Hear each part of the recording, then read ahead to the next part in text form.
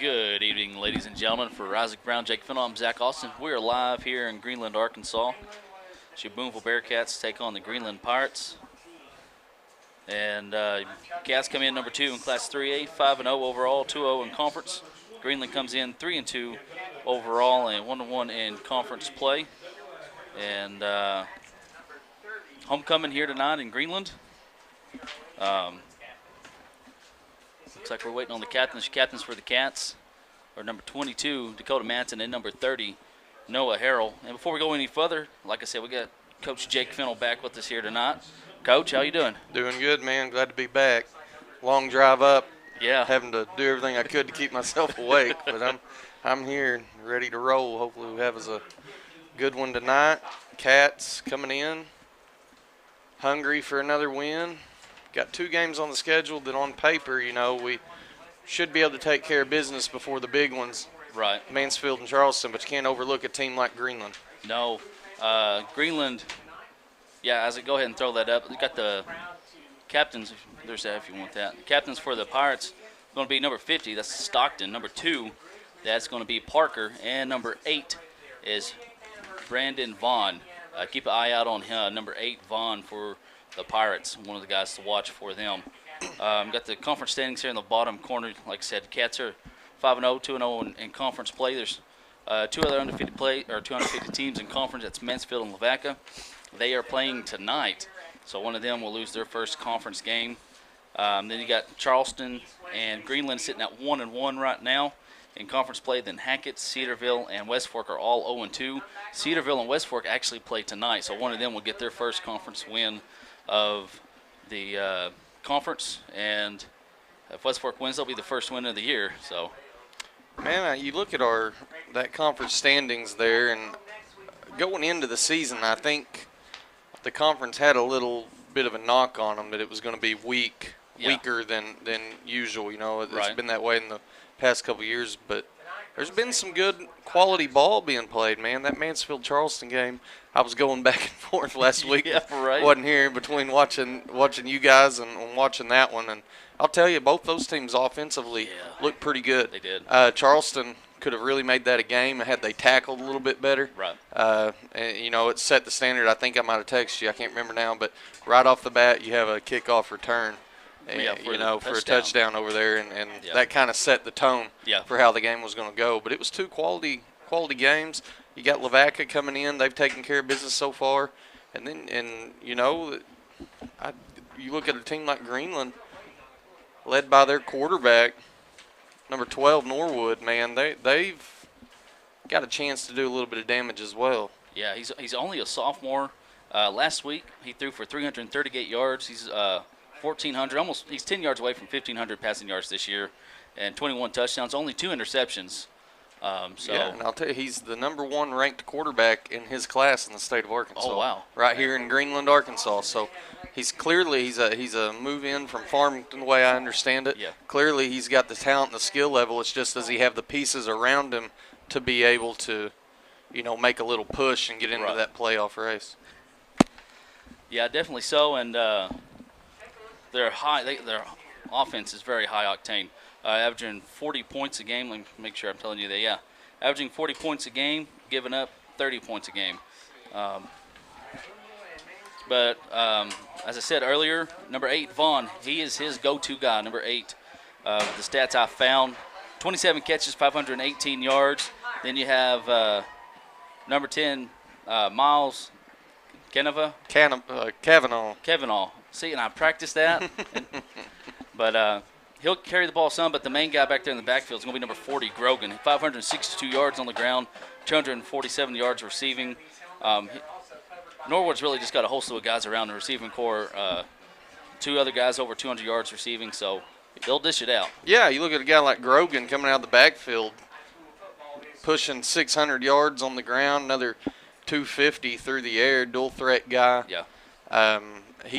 I'm telling you, they're a team that you cannot overlook. No. Now you look at Bearcat, the Bearcat defense. Points against, it's like just over a touchdown so far this year. It's 7.8. So this is a good matchup. This is an offense that's a little more explosive than we've seen in past weeks.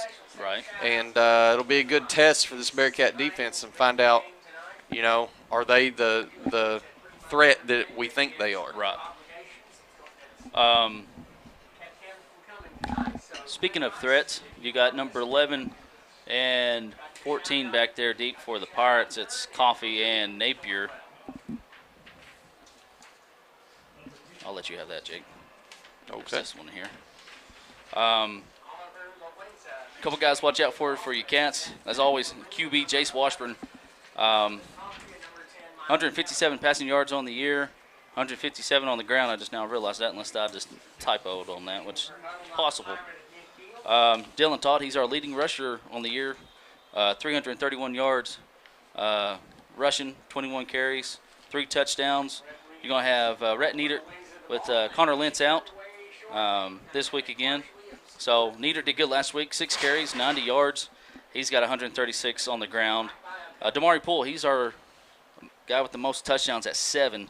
And then, as always, Wilson and Warren on defense, 44 and 35 tackles each, or 24 tackles and 44 tackles for them. You can tell just by the amount of names you read off right there, spreading the wealth around this offense. And that's what makes a team good, is when you've got several guys that you feel confident in. Oh! Mac Tillery almost got that. And it looks like Brody Chambers is back. When we talked to Coach Crowley, he says he's going to start having a couple guys come back this week, which will help kind of give it a little bit more depth, get some guys rotating in. Yeah, you look at a guy like Chambers, man, as a junior high player, stud athlete. He looked good running the rock last year, that 9th grade team, and be exciting to see if he can get some reps here and there and kind of ease himself back in. But he's somebody down the road who's going to be a threat for this Bearcat offense. We'll give a shout out to our sponsors for the app and the website. Exclusive broadcast advisor, First Western Bank, serving our local communities for over 110 years. Got a guy going in motion. Norwood looking over here. Got some pressure here from Green. And Jace Washburn there on the stop. That was Aiden Parker right there on the catch. He's a senior receiver, 160-pound, 5'7". Doesn't have a lot of size to him, but he's got a little bit of quickness. Does a good job right there. He's going to be one of the key players that we mentioned earlier to watch out for.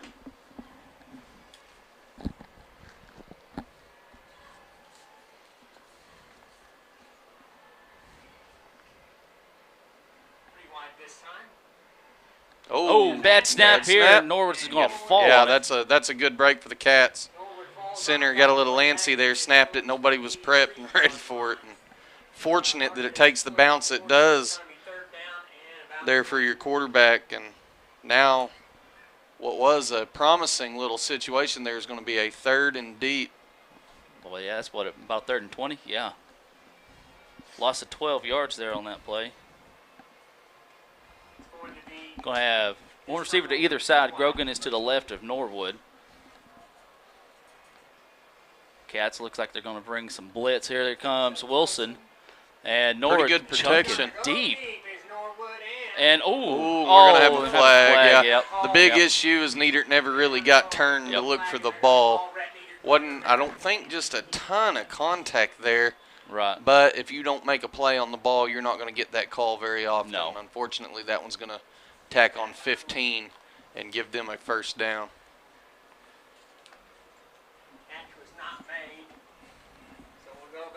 A couple games we're going to watch out in 3A, folks. McGee and Rosin's playing.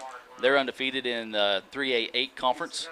Osceola and Newport's playing. A little more conference play is really starting to get fired up and going, and playoff seedings being determined. So a couple games we'll try to keep an eye out as far as playoffs. Yeah, that was my mistake. I forgot that we had backed up. We had backed up so far. Is it 1st down here? Okay. So, yeah, okay. All right. Okay. Yeah, they went ahead and moved the chains. Okay. All right, so we're going to have 1st down. Sorry, Zach, I interrupted you there. No, you're good. Talking to both you and Chuck here. That's what they're discussing, isn't it? Yes, the referee now says 3rd down. 3rd down and 5. Because it was 3rd, it should be, 3rd and 5. Okay. All 3rd and 20. I had originally forgot that we had just had a large loss, and I was thinking we were at 3rd and 10. So we'll see. I was in the same I'm out of the zone. I got to lock in. I hadn't been here. It took 1 week for me to lose my step here. And so far, the chains are not moving. And the officials are having a discussion about it. The good news is I didn't know what was going on, but it's looking like nobody out here is really knowing what's going on either. So that's going to, get us to 3rd and 5 now. Should be, yeah. And do you think here, guys, we got 4 down territory, or are you going to have them punt it? I mean, he's got the arm in the cannon to do it. They've hurt themselves with that bad snap, but. Yeah, I think if you have any progress. 3rd and 5, they haven't moved the chains back from the 31-yard line. It should be. I think if you have a little bit of forward progress, you get into a 4th and 2, 4th and 1, 4th and 2 situation. You may go ahead and take that gamble because on paper, like we said earlier, you're the underdog, not expected to win this game anyway. So it's a good opportunity to take a little bit of a gamble. And now I'm not sure where we're going. They don't know where they're at. Let's pull this. It should, yeah. It should be 3rd and 5 there. Okay. Yeah. All right. All right. But, yeah, to answer your question, Zach, I think if you have forward progress on this play, you really think heavily on the 4-down territory early on. You can set the tone for your offense if you're able to pick that up. But it's going to come down to this play first. All right, after all of that, and still don't know what's going on, especially with your banking account, you can always go down to Union Bank and let Brett Cook and the staff take care of you, proud premier sponsors of the app and the website. I have trips to the left. Now everybody's going to come in. Grogan is going to be to the right.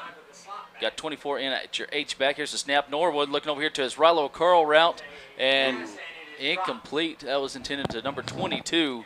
Yeah, that's Aaron Rankin. He's a junior, and he had the thing in his hands. It's a well-placed ball. Come out with it. So we'll see the answer to your question right here now, Zach. Are they going to elect to attempt to make a little noise early on here, or are we going to punt this thing away? And it looks like offense is going to stay. I was going to say, I can see them. I was trying to remember who all was doing the punting. I think Grogan was one of the punters. He's left-footed, but I think they're going to go for it here. Norwood looking, rolling to his left. Got some good time here. Mayo bringing some pressure deep. And, incomplete. Just overthrew about a yard and a half. That was 8. That was Vaughn. Again, that's his go-to target, guys. Keep an eye out on for number 12, 8 connection throughout the night. Yeah, number 8, man, he's been solid for him all season long. Comes in, you said it earlier, last week he had 147 yards and 3 touchdowns. So looking to keep the hot hand there, and he was just about a yard long there of making a little noise. Fortunate for the Cats, falls incomplete, and that's going to be a turnover on downs, and Booneville's going to have excellent starting field position. Washburn's going to be your quarterback. Niedert's your right halfback. Niedert's your left halfback. Warren is your fullback. Madsen split out to the right, Harold to the left. Niedert goes in motion. Hand off to Hunter Warren on the left-hand side. Hunter Warren up to over to 30. Bust down to the 25, 26-yard line. That's a gain of what, 15? Good little first play right there for the Cats. Finds a little opening, and he had a lot of room to run on the other side of it. It's Hunter Warren and Cats up to the line quick. And it's going to be Washburn on the keeper, right-hand side. Jace Washburn heads out to the outside, wrapped up by number 10. That's going to be Kavanaugh. Good little 5-yard pickup right there. And something I noticed last week in that Hackett game is our offense got up to the line quick. Yes. You know, we were playing a little bit of a faster-paced game, and so far, Cats are doing the same tonight. 9:50 left to go in the first quarter. Warren with the handoff on the left-hand side. Pick up, depends on where he spots it. He may have that first down. I think he's going to be about half a yard short here based off of where the official is standing. Might be able to convince that chain gang to move it a little bit. Just a little. So we're going to have definite 2-down territory here. Main thing, don't get in too big of a rush. Clean snap. Nieder goes in motion. Handoff. I'm sorry. It's a pitch to Nieder on the right-hand side. First down where your Bearcats are at. Nieder cuts back. Touchdown, Bearcats. First down's brought to you by Crowley City Service, as well as that touchdown at the 9:08 mark. Cats up 6-0. It's exactly what you want out of your Bearcat offense right there. Defense comes through for you, gets a quick turnover into Greenland's own territory there. Cats strike quick with, what was that, 4 plays? 4 plays. Four plays. Yeah. Couldn't ask for much more. 4 plays of what? 38 yards? Looky there. Oliver Loaiza, he is 14 of 16 on his PATs. Actually, no, that's updated. I didn't update that. And kick is up, and I jinxed him. I sure did. Zach, yeah. When will you learn? You think I would learn I think already? That's the second time this year. That is the second time. I've done it to Todd twice. He scooped that a little bit, got underneath the ball. Chili dipped it. I don't know why I call it that. I think somebody said that a long time ago. Always remembered it, but just underneath the ball, pops it up, and now the Cats will be most likely electing to go for 2 next time out. Got a shout out here to Mr. Ronnie Stafford, watching all the way from North Carolina. Says he's got his old Army roommate in there watching. Give a shout out to him. Uncle Bob and Adeline, they are watching back home. Let's see here. As Peg Johnston says, "Go Cats." Want to thank some sponsors for the live stream. Shelter Insurance agents Jerald Baker and Austin Baker. Here's the kick, a little feather kick this time. Hits the floor, and he goes. Pretty good little return right there. He gets it all the way down just across in the 35. Looks like they're going to place that thing at the 36-yard line, and that's where the Pirate offense will march back on the field for a second attempt. Quarterback right there had a lot of time to throw.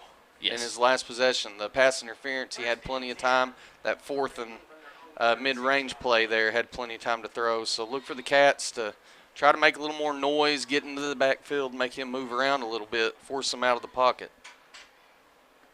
Norwood's got Grogan back there to the left of him, 2 receivers to the left. And it's going to be a handoff to Grogan on the right-hand side. Grogan sheds a tackle, got a man to beat. That's going to be Clayton Green. Wraps him up at the 35-yard line. It's going to be a gain of, what we got there, 10, 20, 30? From the 36 to the 34. Those of you at home, if you've got a calculator nearby, you can calculate calculate that and let us know. Yeah. Let's see here. Hand it right back, and this time he's got nowhere to go as he's met by a whole host of Bearcats right there. That looks like that's Hunter Warren making first contact. Much better job right there is going to lead to a loss of a yard. 2nd and 11 now as Greenland is back to the line quick.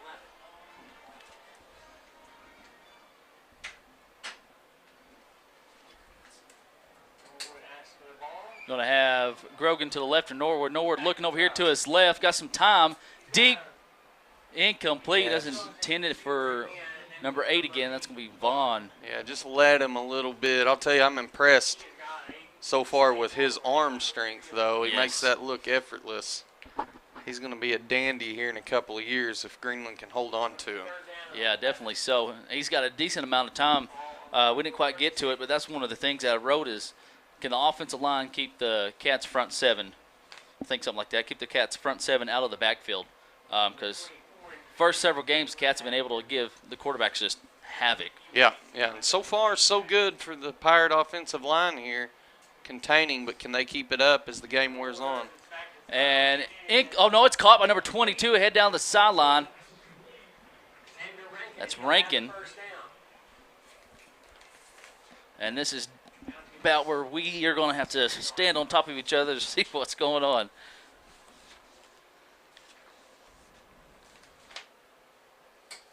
About a gain of 13 yards there.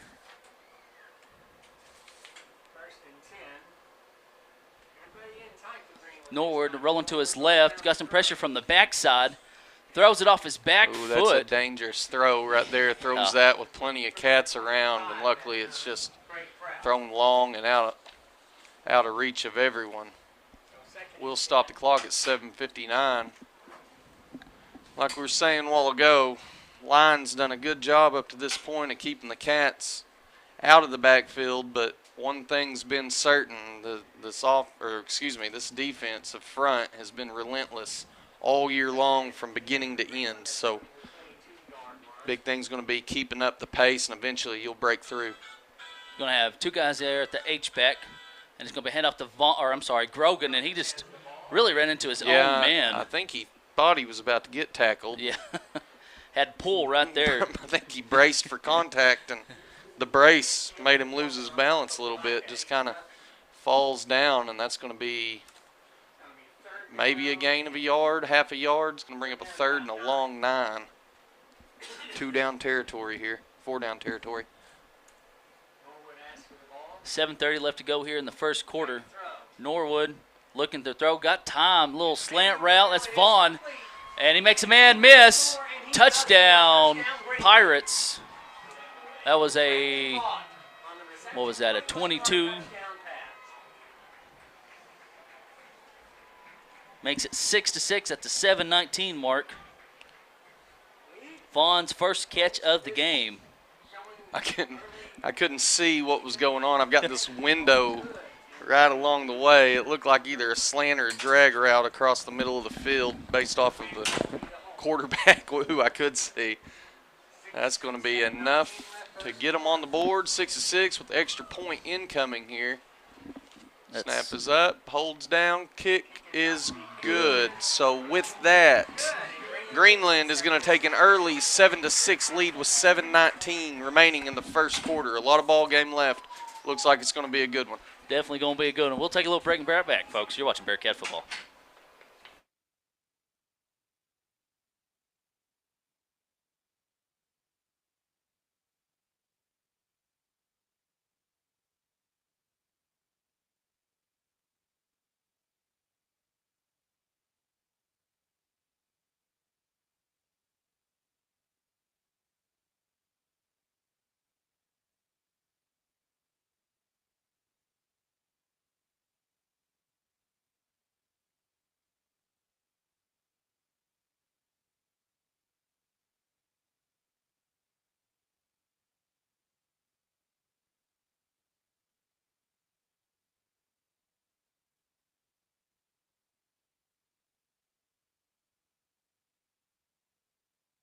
And we're back here, Greenland, Arkansas, Greenland Stadium. I'll find the paper and tell you the exact name over here in a second. Looks like may expect an onside kick here. Nice little bounce, high bounce. Oh, ball still alive, picked up by Grogan. Yeah. And the Pirates right now have the momentum and the ball at the 37-yard line of the Cats. I'll tell you one thing, you couldn't have asked for a better onside kick than that. Very rarely do you get the bounce needed there. So much working against you. And kicker does a good job of getting that thing to hop up high in the air and give Grogan a chance, and he's able to come down with it. Now that Pirate offense who just marched down the field is back out there ready to make a little noise. Bearcat defense looking to step up. Mansfield's up 8-0 over Lavaca in the first quarter.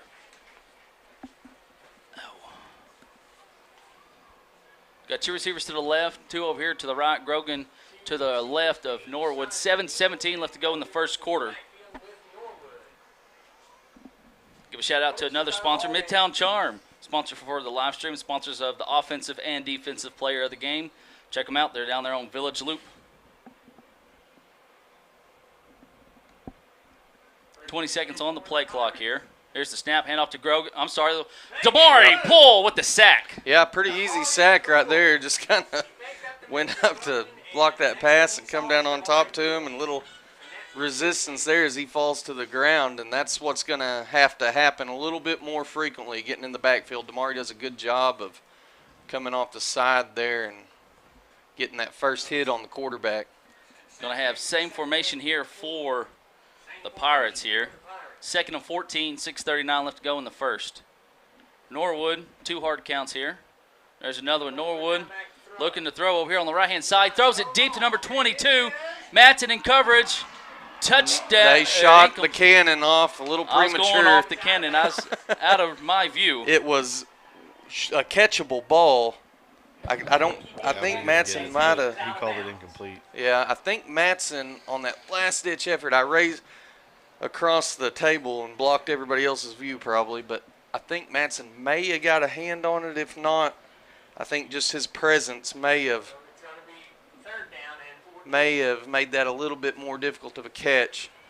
So the smoke's going to clear. And ammunition wasted. Wasted ammunition. Going to be 3rd and long now coming up. 3rd and 14. Stop clock's at 6:27. Greenland. I don't know what Greenwood's up to. Greenland. They were up 7-0. I don't remember exactly who they were playing, but going to have a little screen on the backhand side. That's going to be number 10 on the reception. He's going to head down. Yeah, I think he got just enough. I think he had to get 14, and he got right at it. That was a good play call. When everybody comes free, that usually means a screen's coming.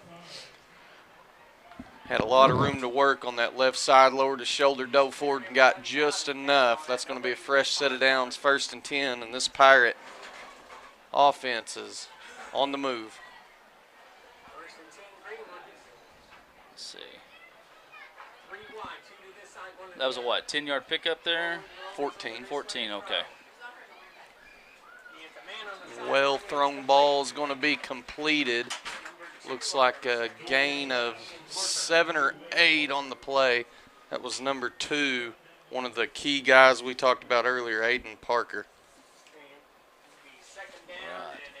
Right. 5:52 left to go here in the first quarter. Want to give a shout out to Airmaster Inc., proud sponsor of the live stream, as well as Reed's Hometown Barbecue and Black Dog. Down there in downtown Booneville. Grogan gets the ball, and he's going to go nowhere. Yeah, and the good thing is Bearcat stopping the run, that's been the big thing all year, and we've done a good job of it other than the one long carry by Grogan early on. As they drop him for a loss of a yard. So bring up a 3rd and 4 now, and you imagine you'll see the Pirate offense go back to the air here. Yeah, you think they would. They're going to have that's Parker over there on the left side with Vaughn, and Cat's going to jump off sides and give them that first down they was needing. Yeah, it's just a little bit sloppy out the gate right now. Something that's going to have to we're going to have to push through. It's not something we've had to deal with up to this point. This type of adversity. Right. We've pretty much had our way this year with stopping opponents. Outside of that first week with Poto, where we still held them to 10. Ozark early on. It's been a while since we've had somebody move the ball consistently, so something to pull with some pressure there. Yeah, and I think we had a disagreement on what route we were going to run there. We had one guy, I think he was going to run an out route, and he ran a deep flag there.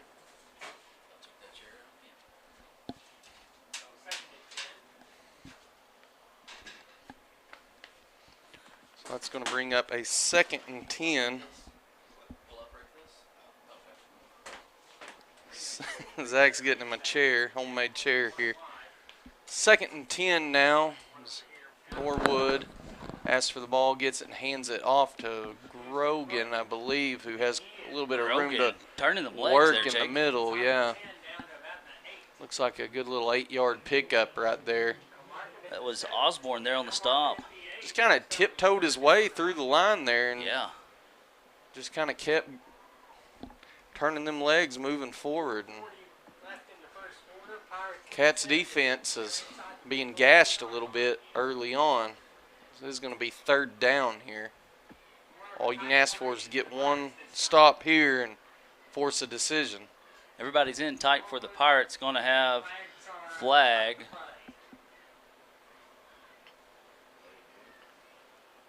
False start. False start. False It's start. going to go against Greenland. Yeah, absolutely. That's going to back it up 5. Go from a 3rd and, what was that, 3rd and 3? 3rd and, yeah. 3rd and 3 back to about a 3rd and 8 here. So a little bit better. 4:22 left to go here in the first quarter. It is 3rd and 9. Where are they at? What was that, 14? So 3rd and 8 now they change it. Clock starts now. 10 seconds on that play clock. And Coach Napier may want to take a timeout. And he does. So 3:58 left to go here in the first quarter. Cats are trailing the Greenland Pirates 7-6. We'll take a little break, folks, but not before we give a shout-out to Mr. Court Mizell, sponsor for this timeout here for the Pirates. Old-fashioned service in a modern-day style. Give him a call, 206-0710. You're watching Bearcat Football.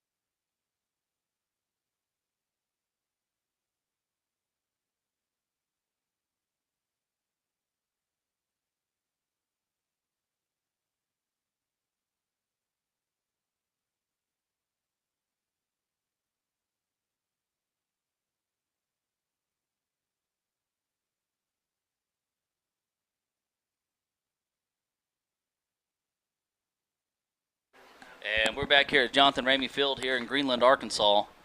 Pirates' second possession of the game. First one, they go down, score, and then do an onside kick. That was their second possession. I'm sorry, yeah, they punted. I'm lying. I'm sitting here lying to you, folks. You're that is still right. Lying. I'm still lying. Yeah. There you go. I'm not with it tonight, I guess. So we'll have some guys going in motion here. Grogan is in the backfield, just to the left of Norwood.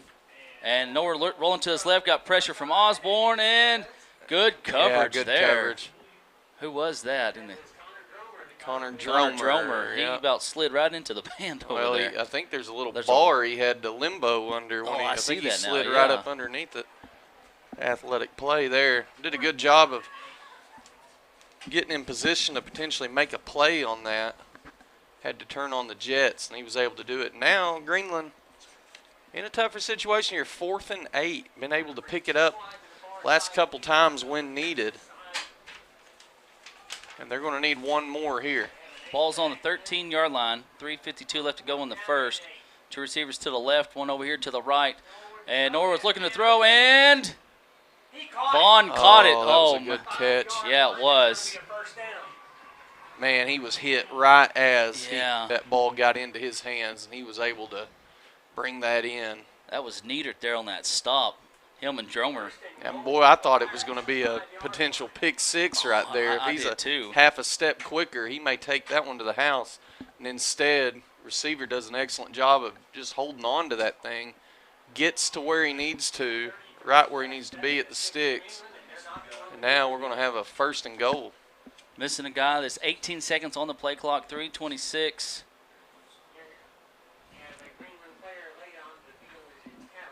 Kavanaugh coming in late here. Going to have two receivers to the left, one over here to the right. Grogan is to the right of Norwood. And it's going to be hand off to Grogan on the left-hand side. And Hunter Warren with the stop. And Dylan Todd there. That's going to be a loss of a couple there. Looks like they've got that placed at the, was that the 7-yard line? I think so. He's back to the loss of, what, 3? Can't decide if I'm wanting to stand on my tippy toes or if I'm wanting to bend down like you guys are. Either way's working than just standing up straight. I may be walking out of here hunched over. I don't know. 2:40 left to go here in the first quarter. Norwood rolling to his right and still rolling to his right, and it's going to be batted in the air and incomplete. Good try there. That was Hunter Warren diving for it. knocked away by Jace Washburn, your quarterback. Washburn knocked the pass away. It'll be 3rd down and goal. 3rd and goal here from the 7. Here we are again. You don't have to get it all on one play. Greenland's got to understand that. Just get enough to give yourself a chance here on your 4th down play. It is 3rd and hold. Well, I was wondering because the pull there kind of got thrown. It should have been. I agree. I seen the hold call. But I wasn't going to say anything. But I never seen a flag come in. Okay, so I take all that back. Now we way back. We're 2nd and goal from the 18-yard line. You got to watch out. You got Kavanaugh. Not Kavanaugh. Vaughn. On the far side over there on the left. Be top of your folks' screen. Norwood looking for him. Got some pressure. Throws it deep in the end zone. Out of the back. He had to rush that one a little bit and put a little extra loft on it. Had guys in his face. Yeah. Cats did a better job right there of getting into the backfield. And that's going to bring up a 3rd and goal now. From the 18-yard line.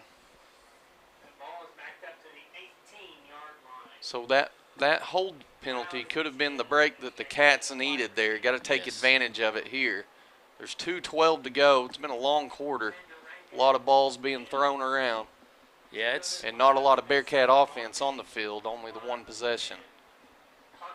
Pirates have had the ball for, I would say, what? Ran 4 plays. 4 plays, so. That's it. So Pirates have had it for the rest. Got a score update for you. Newport's up 7-0 over Osceola. Norwood dropping back deep. Hunter Warren got a little screen pass over here to Grogan. Grogan sheds another tackle and down to the 3. It's going to be turnover on downs. Rhett Niedert coming up. 3rd down.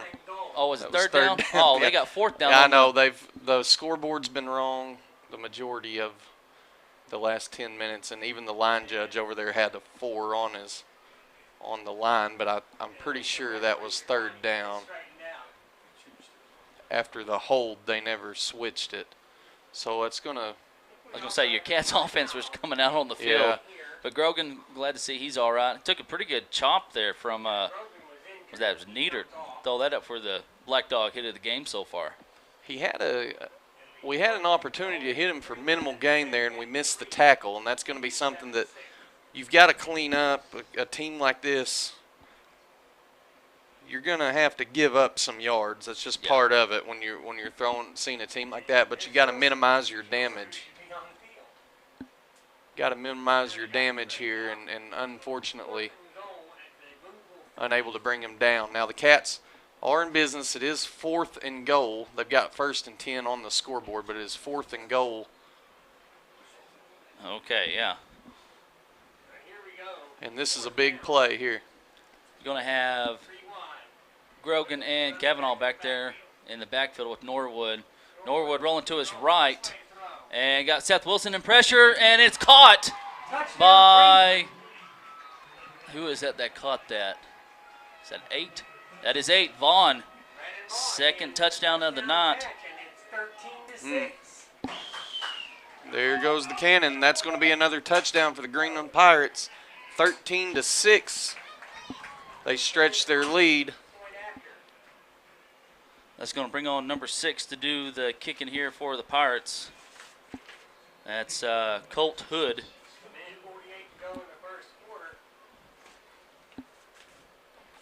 Snaps good, holds good, kick is up, and it is good. 14-6 is your score with 1:48 left to go here in the first quarter. We'll take a little break and be right back. You're watching Bearcat Football.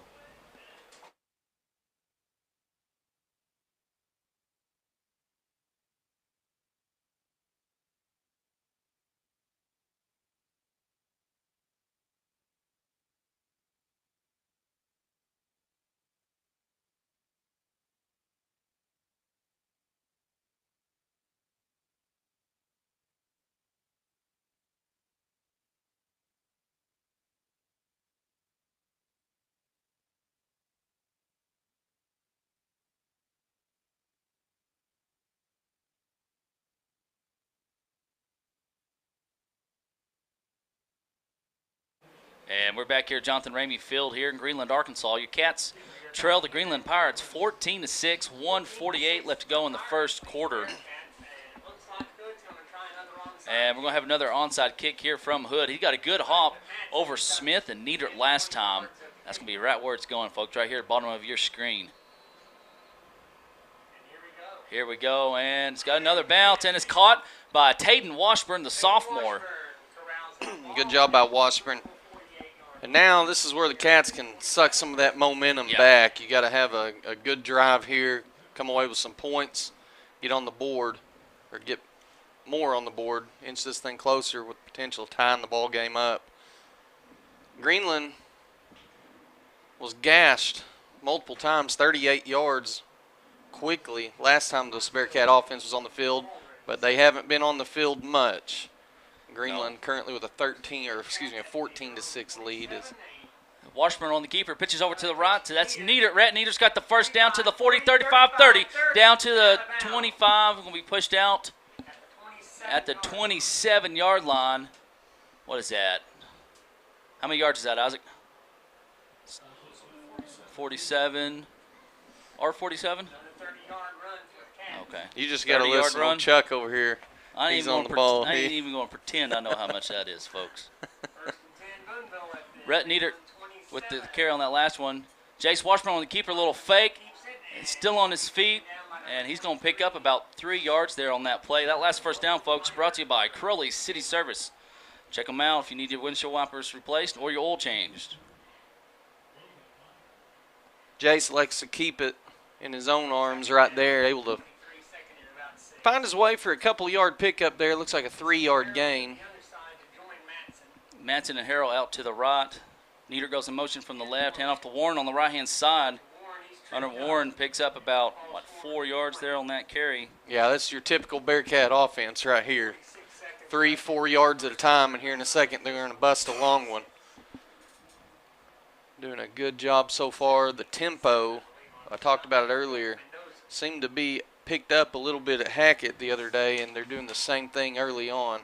Looking to wear on Greenland as the ball is pitched. Dylan Todd down to the 10, cuts back inside, down to the 3. What is that? 17-yard. That's that long run I was just talking about. Gets himself down to the 3, and now the Cats are in business. Protect the ball. Flag come in late.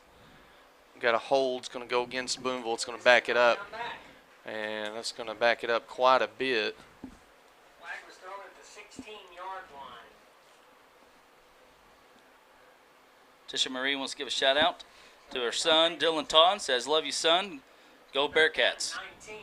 So we went from a 3rd and 4 to a 3rd and 9 now, as that flag, I guess, was thrown about the 16-yard line. 18 seconds left to go here in the first quarter. Todd goes in motion. Hand off to Nieder back here on the right-hand side. Follows his blocker. Yeah, heads to the outside. Patience. Good patient run. Good job. Cuts back inside down to the 7-yard line. That'll probably be the final play of the first quarter. That's something that's hard to teach, the patience right there.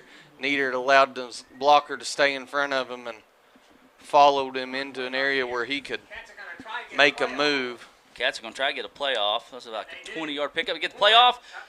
Hunter Warren, touchdown, Bearcats. 4 seconds left to go. That's brought to you by Crowley City Service. Cats will go for 2 here.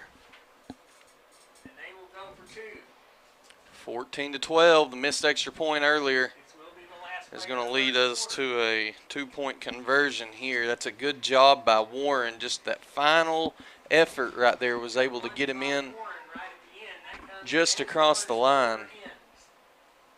And now the Cats will look to tack on 2 more going into the second quarter. Niedert's your left halfback. Todd's your right halfback. Todd goes in motion, and it's going to be a pitch to Dylan. Todd cuts inside. It's good.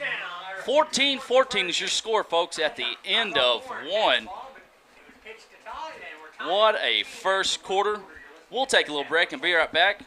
Not before we give a little shout out to Wiggins Ace Hardware. Stop by and let Clay and Grant take care of you for that honey to-do list. You can also give them a call, 675-3598.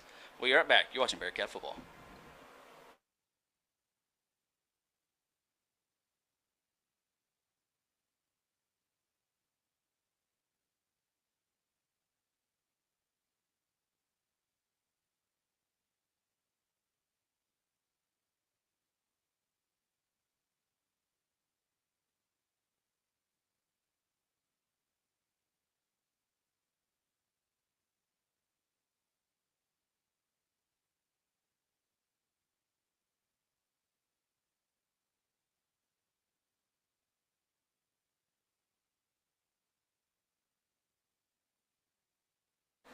And we're back here at Jonathan Ramey Field.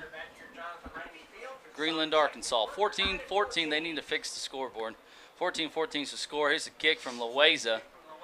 Ball bounces up to Kavanaugh. Heads right up the middle, and he's wrapped up by Mac Tillery. And who else is that down there on the bottom? I can't tell. Say Miller, Xander Miller. I can hear that.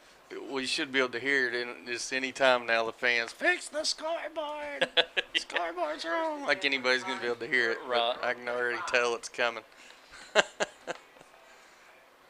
They've had some difficulties in there tonight on the other side of this door. They really have. Yeah. A lot of distractions. Norwood looking over here to the left, little curl route, hook route, I guess you could say. And good pop there by Hunter Warren. That was Vaughn there on that reception. That's what, pickup of 7? Gonna get him just a yard short, it looks like here. Give him 9 yards on the play. Bring up a 2nd and 1 now. Greenland on the move again. One receiver to either side. Got 2 guys back there at your H-back.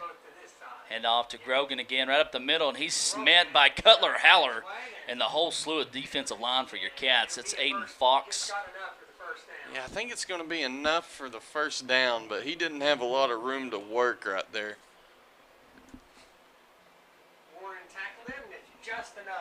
Hunter Warren. Hunter's got 3 tackles on the night so far. Wilson's with 2.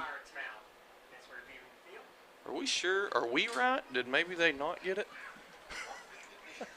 I don't know. I can't actually see it. Oh, I guess I need to update that. 10:43 left to go here in the second quarter. One receiver to either side here. Norwood is your quarterback. He gets snap, drops straight back. Got pressure from Green, Clayton Green. And he's just going to throw it away. I thought I was going to hit the guy in the – got a coach running down the sideline wanting a flag here. Yeah, he wanted it, but he ain't getting it. I don't even know what he's wanting. I don't either. I didn't see anything.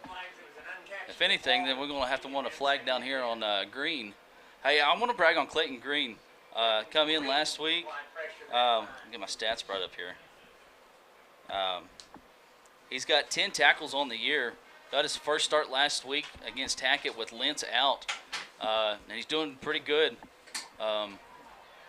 So give a shout out to him, and the rest of these guys has kind of stepped up as you starting to get some of our guys back. Fox is back, and all that.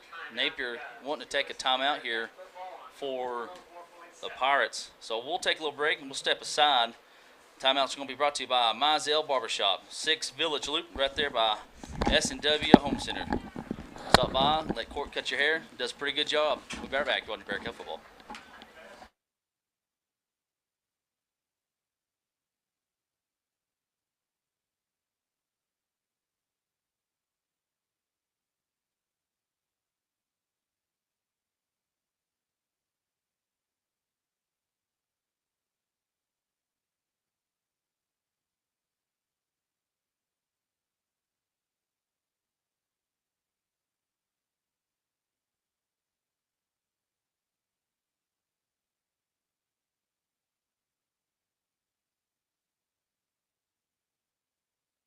And we're back here at Jonathan Ramey Field in Greenland, Arkansas. Yeah. I don't know. I think they saw Warren get hammered at the line there, and I think they thought that. Give a shout out real quick to some sponsors for the app and the website. Taylor Niedert of Patriot Utilities and Mayo Quality Plumbing, some proud premier sponsors of the app and the website. Also, Shelter Insurance agents Jerald Baker and Austin Baker. City of Booneville, a good hometown to Mayor Edgar Baker. First Booneville, home of First Booneville students, First Booneville kids, and Stacy Holbert Photo Art. Thank you for all you do for our students and being sponsors of the app and the website. Got a man coming in motion, and it's going to be hand off to Grogan. And Grogan up the middle, tripped up there by Dylan Todd and Seth Wilson. It'll be a pickup of 3 on the play there. Bring up a 3rd and 7 now. Oh, I'm sorry, excuse me. 10-10 left to go here in the second quarter. they got 3rd and 6 on the scoreboard. I have Twins over here to the left. Norwood looking to throw.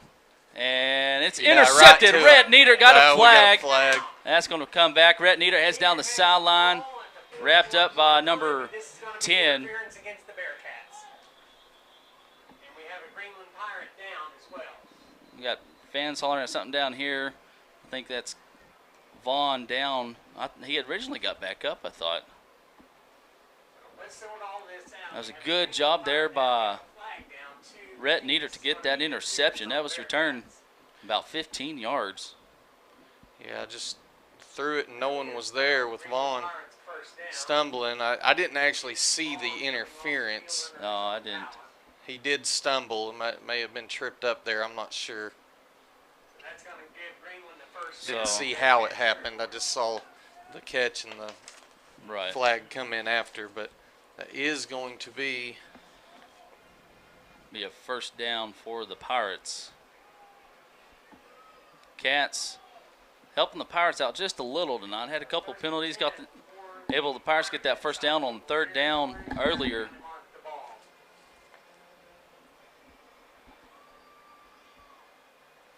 While they're marking this off, I want to give a shout out to some sponsors of the live stream real quick. Give a shout out to Shigley Metal Shop. Actually, sorry for the. Try again. I'll try again. That is Shigley Creations. Sorry, Frankie. Give him a call. Hey, Frankie's got some new hats. He got this. Looks like metal. It's acrylic. It looks pretty sweet. I like it. Thank you, Frankie, for the new hats. Hey, they're also down there at Mercantile on Main. So check them out. Facebook, TikTok, and Etsy. Proud sponsor of the live stream. Kavanaugh is going to get the handoff on the right-hand side. Almost tackled back there. And Chase Washburn has him. And got a flag coming in late again. Yeah, and that's... It's from your back judge.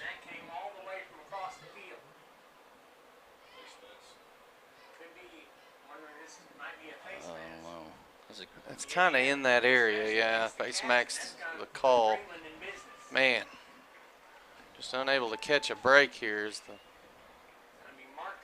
ball's going to be pushed all the way inside the 20-yard line into the red zone now. As this Greenland offense will have a new 1st and 10 coming up from the 18-yard line now. Booneville looking to come away with a stop here. Almost had one on the interception that was overturned. And now with a face mask penalty to back it up or to follow it up. Norwood rolling over here to his left. Got pressure here from Wilson. Incomplete. That's intended to number 40. That's Grogan. Threw that ball a little off balance, moving to his left there, and just leads his receiver a little far, a little high. Let's see. Got a score for you. Prescott's up 21-0 over Harmony Grove in the first quarter. Again, that's Camden, Harmony Grove, or I guess I should say Ouachita County. Harmony Grove, Ouachita County. Boy, howdy, I'm just having a night that time. Well, to be fair, that's a odd school name. It is. Grogan back there with Norwood. Norwood throwing over here to the left, incomplete. Yeah, intended to Vaughn. Just kind of. Vaughn's over there pointing at him like, my bad, so like a missed route there maybe. Yeah, I couldn't tell what was run over there on the left side. Looked like a Once it curl. gets to about the 20-yard line on both sides, I'm kind of out of commission here. I can get you folks down to about the 5. That's about it. Unless I lean out through this window, maybe. People in front of me may not like it, but ride the crowd. Norwood looking to roll. Ooh. Good, nice. Damari Poole, just good hit. Dylan Todd. That's going to be nominated for the Black Dog hit of the game.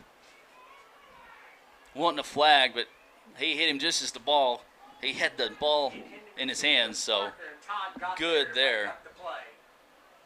Damari Poole as well. Just can you get a pancake on defense? He did right there. He did right there. It was a shot.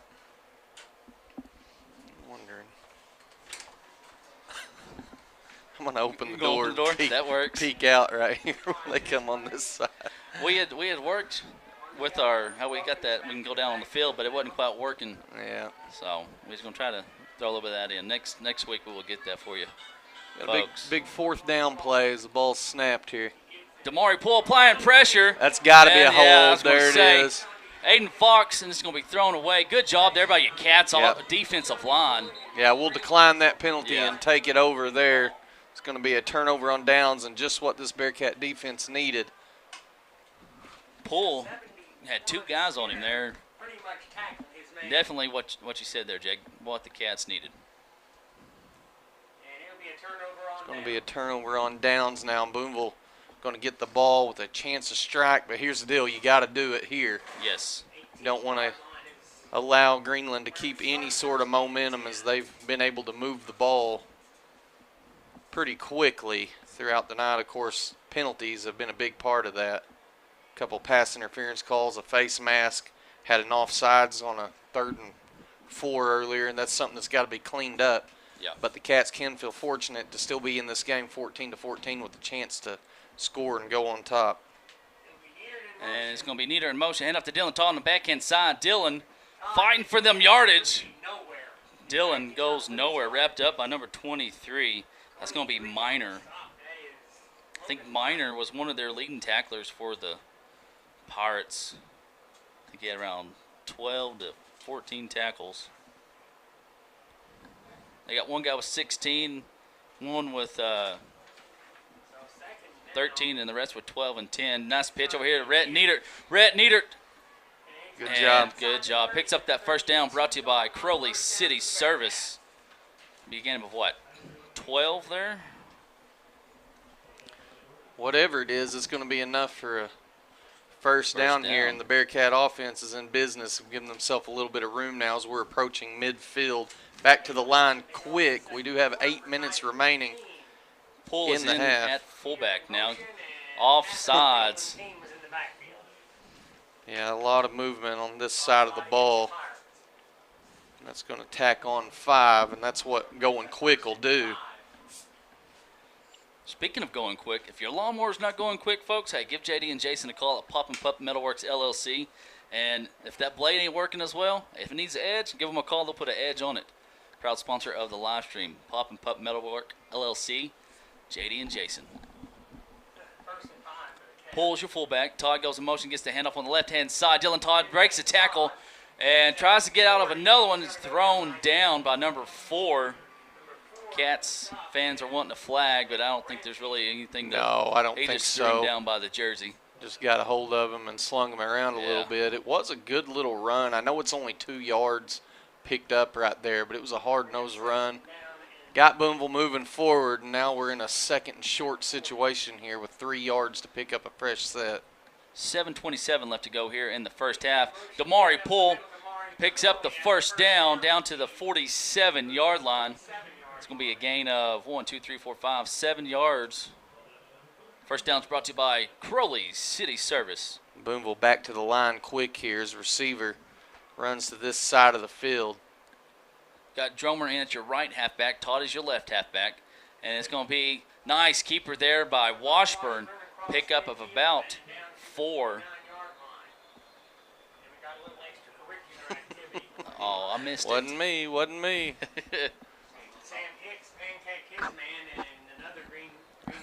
Pancaked him and didn't get off for a little bit. That's going to be a good pickup right there by Washburn. Anytime your quarterback design runs pick up 4 or 5 yards, you're doing a good job. And right there, he's able to pick up 4 and get us right at midfield. Backfield still the same. Dromer gets the pitch over here on the left-hand side. Connor Dromer sheds a tackle.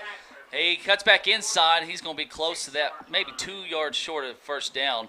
Pickup of about, 4 maybe? 2, 3? I think looks like they're going to place him a yard short here, maybe short 2 yards short there. So it's a good job by Dromer. It is. Damari Poole picks up the first down, runs over his own man as well as a couple of Greenland players. Like I was saying, we're going so quick, I'm not having time to talk. But Dromer did a good job right there. He was hit for a loss, and he was able to shed his tackler and then set up the Poole play there as we do have a Pirate down on the field. They'll come out and check on him. While they're tending to him, we'll take a little break and be right back. You're watching Bearcat football.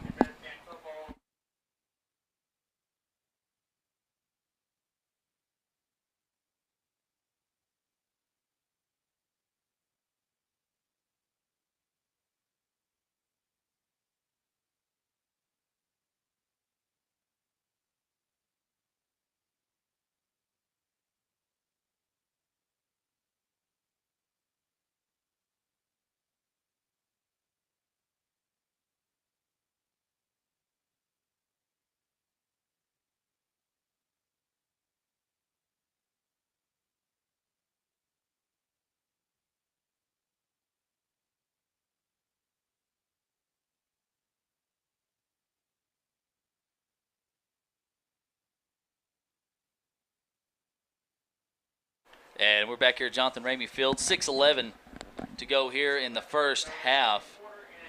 After the injured Pirate was able to come off the field. Cat's going to have trips to the left. Niedert's your left half back. Warren is in at fullback now. Washburn is your quarterback. Warren is now the fullback. Poole gets arrested. We have trips to the far side. Washburn comes up under center here. Going to be a handoff to Hunter Warren. Hunter Warren turning them legs. Yeah. He's going to pick up about, what, 5? Good there. job. Good job by Warren. He got low and pushed forward, gained a little bit extra there. Greenwood ahead of Siloam, 42-0 second quarter. Wow. Greenwood currently over Siloam Springs 42-0. I had Greenwood at minus 43.5, so. Well, there goes that, huh? Not yet. Not yet, not Hold yet. strong. All right. Head off to Rhett Niedert. Down to the 10, Yeah, he's gonna 5, run forever. touchdown. Bearcats, 35 yards. This has been a big day for Rhett Niedert. He's had a lot of running room in front of him. Two touchdowns. Touchdown and first down, or the first down is brought to you by Crowley City Service. Touchdown brought to you by First Western Bank, serving your local community for 110 years.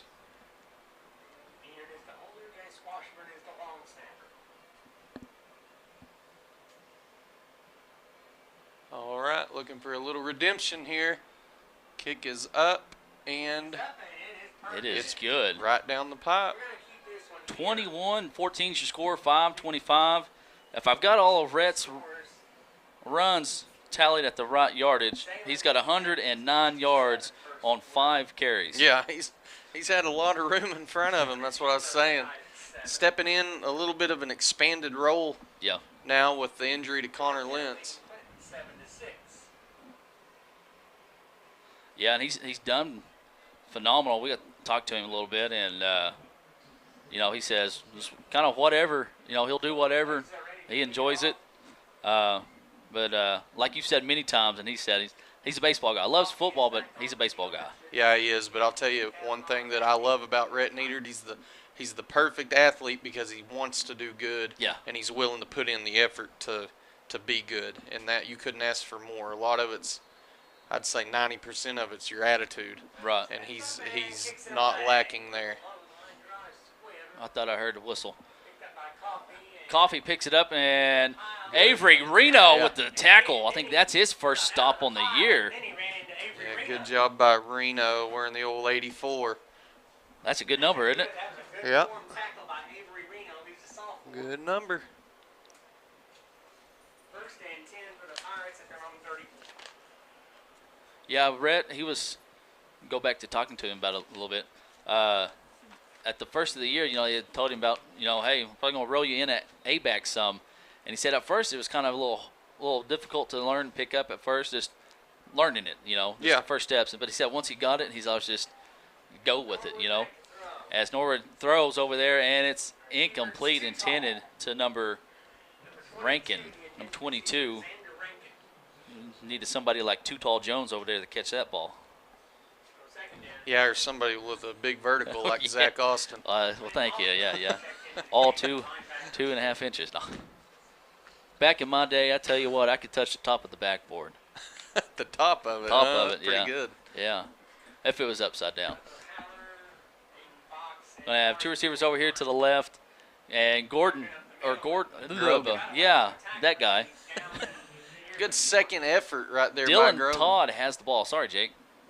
Yeah, I think he was stopped before that thing popped up. Going to be a gain of 5 right there, though. Grogan, he was hit around the original line there, but able to push forward for some extra yardage there. Had a little bit of room to fall. And now he's going to a 3rd and 5. And it's kind of that situation we were talking about right off the bat. Is this already 4-down territory with Greenland currently trailing? I think it may be as long as you go forward. We got a flag. False start. With that, depending on this pickup here, you still, I don't know if you're still in 2-down territory. Kind of depending on this play here. I've enjoyed watching one of these coaches down here on the sideline. He's cranky.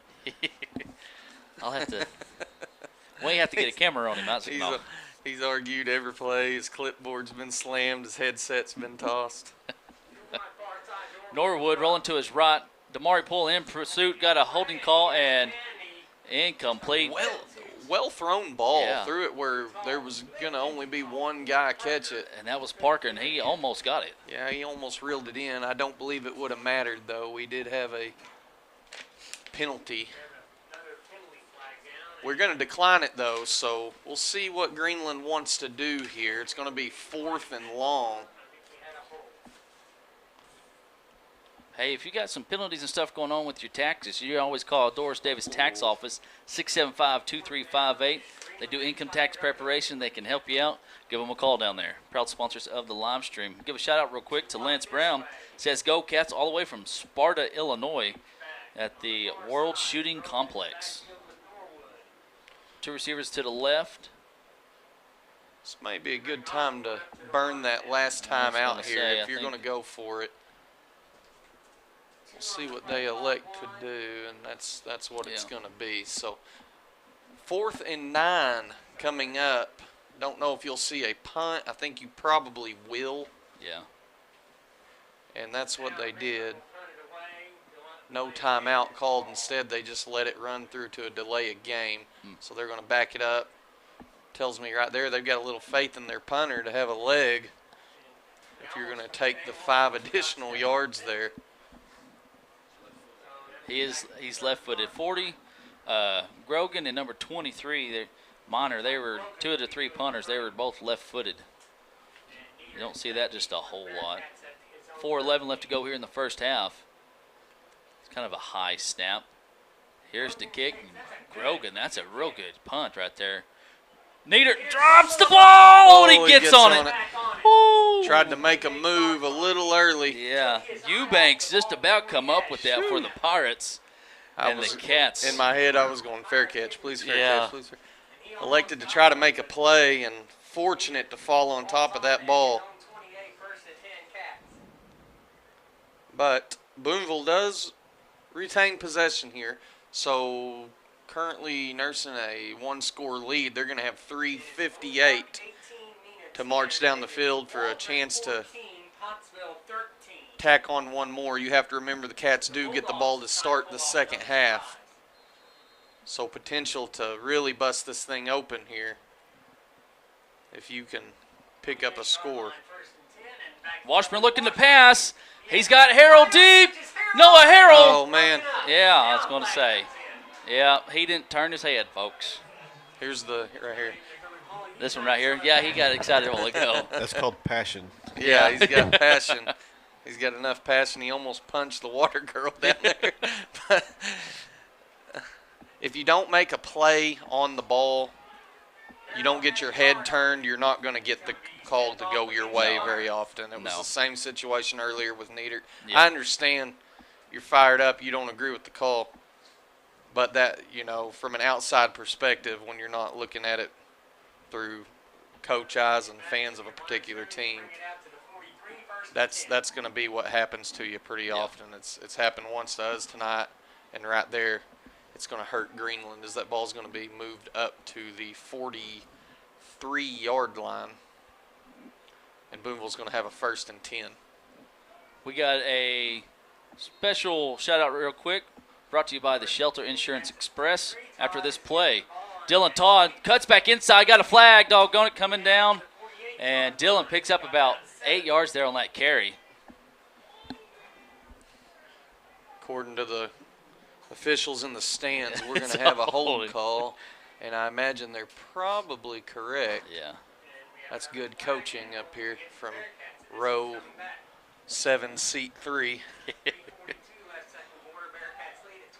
And that's going to back it up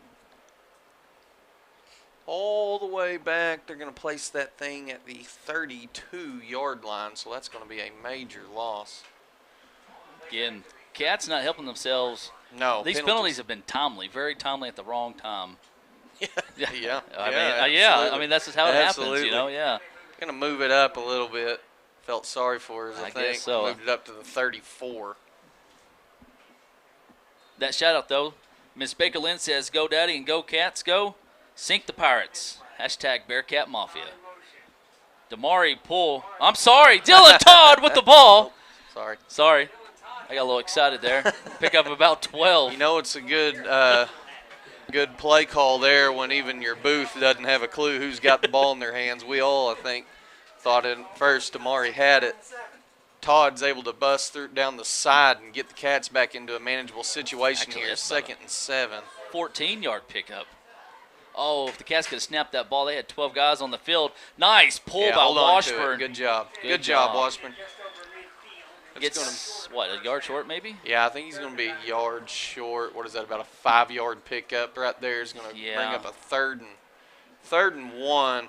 He had a chance to pitch that, but I agree with the call. Quick snap up the middle. First down, Damari pull.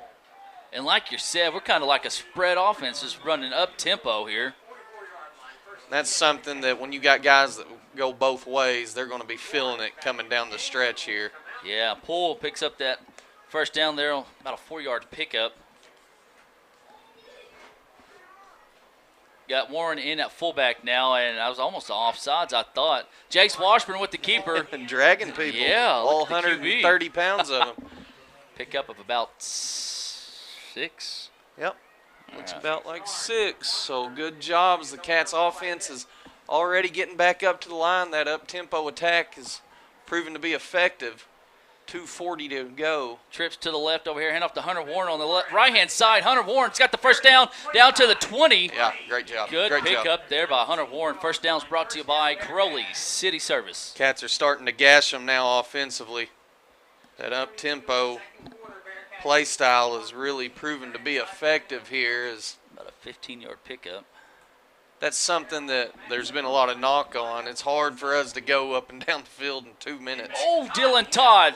He's to the 15-10, little move, and thrown down by number 24, Eubanks. Pickup of about, what is that? Is that 15? I don't know. 7? 6. It's a tough angle. Yeah, I can't tell. It's a good job, though. Like I was saying, that's always been the knock. Booneville, kind of a slow offense. When it comes down to at the end, it's harder to move quick. But with this up-tempo style, we have moved in a hurry. Jace Washburn on the keeper, dives forward down to about the, let's see where he's at. He looks like he's at the 1. We'll see where they spot it, though.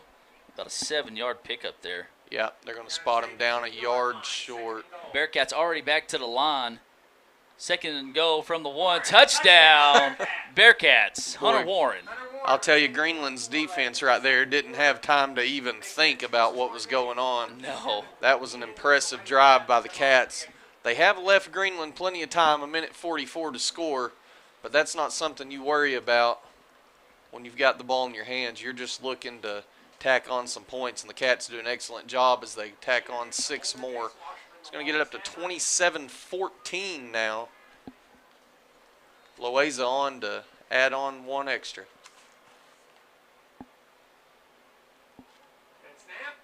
And is blocked.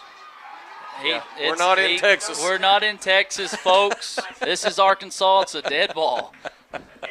That, you know, I almost said a while ago, that side of the line has got to clean that up a little bit, get that guy blocked, because the one before, they had a lot of pressure come from that right side there. And right there, they were able to get to it. And all things considered, that's a win there for the Greenland defense, just to hold them to 6, because Booneville marched down the field in about a minute and a half and punched one in, running play after play at a quickened tempo, and had gained a whole lot of momentum. Got another quick shout out I want to do. Gary and Jen Taylor are watching. They say, "Go Cats." Then give a shout out to Mr. Dylan Harden. He couldn't make it tonight. He's in Conway. He says, "Go Cats." Watching from Conway. Loaiza here. Do the kicking for your Cats. Here's the kick. Nice kick. Low kick. Touches him. It's a live ball. Rolls back to the, 12-yard line. And Mac Tillery almost has him. But Clayton Green says, "You ain't going nowhere." Pick up about 2. I'm sorry. Parker Smith on the stop. All the way back at the 17-yard line zone. Kavanaugh unable to field the ball. Greenland has 1 timeout. Booneville has all 3 with a minute 35 left in the half. A couple more shout-outs I want to do. We'll give a shout-out to Miss Tatum Robertson. She's watching with her dad, Logan. They watch every Friday night, and since it's away, they're going to be watching, and give them a shout-out and hope you're enjoying the game. 2 receivers to the left, 1 to the right, 1:29 left to go here in the first half. Norwood is going to hand off to Grogan right up the middle, and he goes nowhere. Aiden Fox. Ball comes out. Come out. I don't know, Let's guys. see. Cats may have it. Oh, I don't know about. Yeah, they called him down. Called him down. Oh, let's see here. We're going to pull this up on my phone. Doc Crowley doesn't agree with it. Yeah. And that's a situation where nobody saw the ball come out. They could blow the whistle dead, potentially. Timeout now called by Booneville. Bearcats are going to take a timeout. Nobody saw it. Timeout's going to be brought to you by Pop and Pup Metalwork LLC. Give JD and Jason a call. Hey, they do some awesome work down there. Got anything that needs a blade on it, need an edge on that blade, give them a call. They'll put one on there for you. You're watching Bearcat football.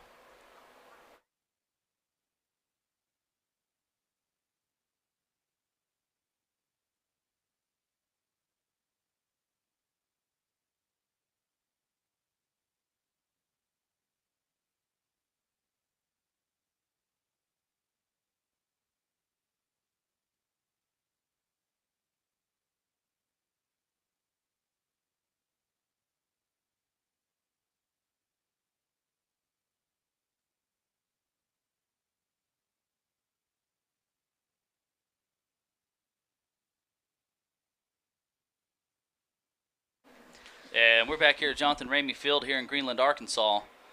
Cats, I don't say it much. Cats get ripped off on that call there. That was a clear fumble. We rolled it back, but rolled it back. That ball was laying on the ground before the tackle was even being made. Just nobody's seen it. Yeah, that's and a tough break for the Cats. There is a minute 10 remaining. Pirates do have 1 timeout. The Cats have 2, like Chuck just said. I think if you get a stop here, I think you probably call another quick timeout. If they pick it up, you probably let it tick. Norwood is your quarterback. Grogan to the left of him. 2 receivers to the left. No one on the right.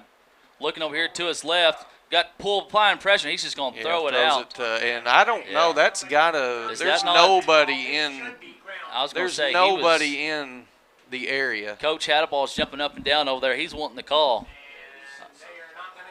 He was, There wasn't anybody within 20 yards of that. No, he was. Well, that's all right.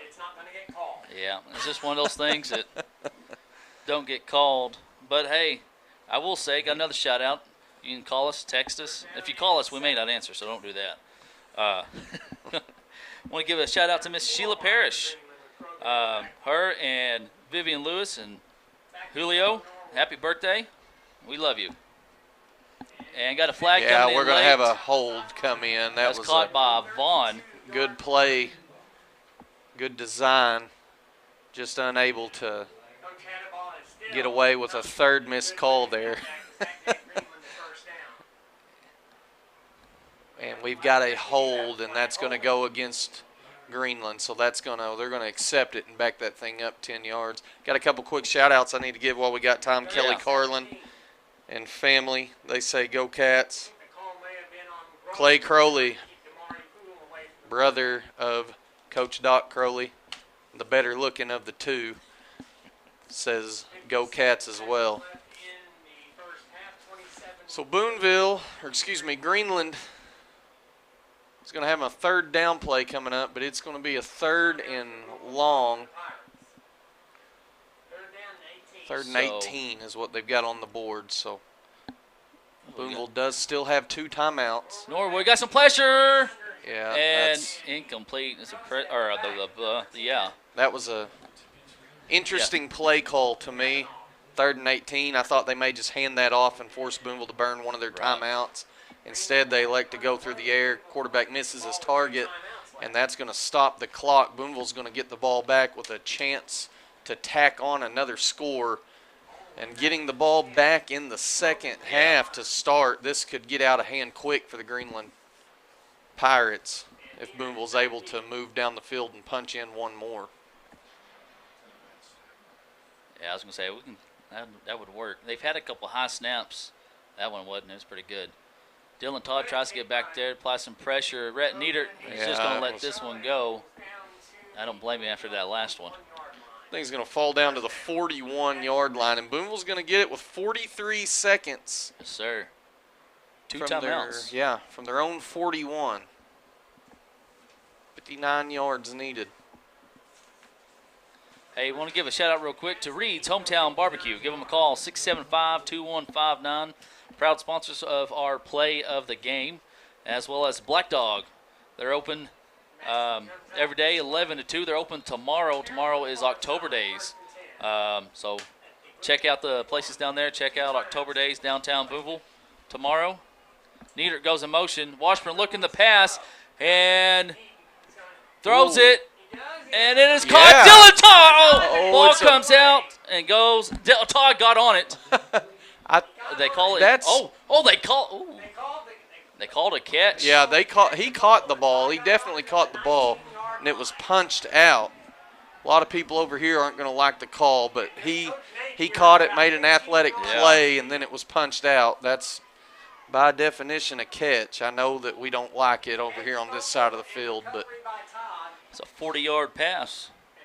And that's a well-thrown ball on the run. I thought he was going to tuck it and run. He had a lot of room in front. Could have moved forward about 10, 15 yards and ran out of bounds. Instead, he takes a chance deep. And Cats are going to take a timeout. Greenland. Coach Napier's out on the hash marks. Timeout's going to be brought to you by Court Mizell and Mizell's Barbershop. Hey, you ever considered Court for your next cut?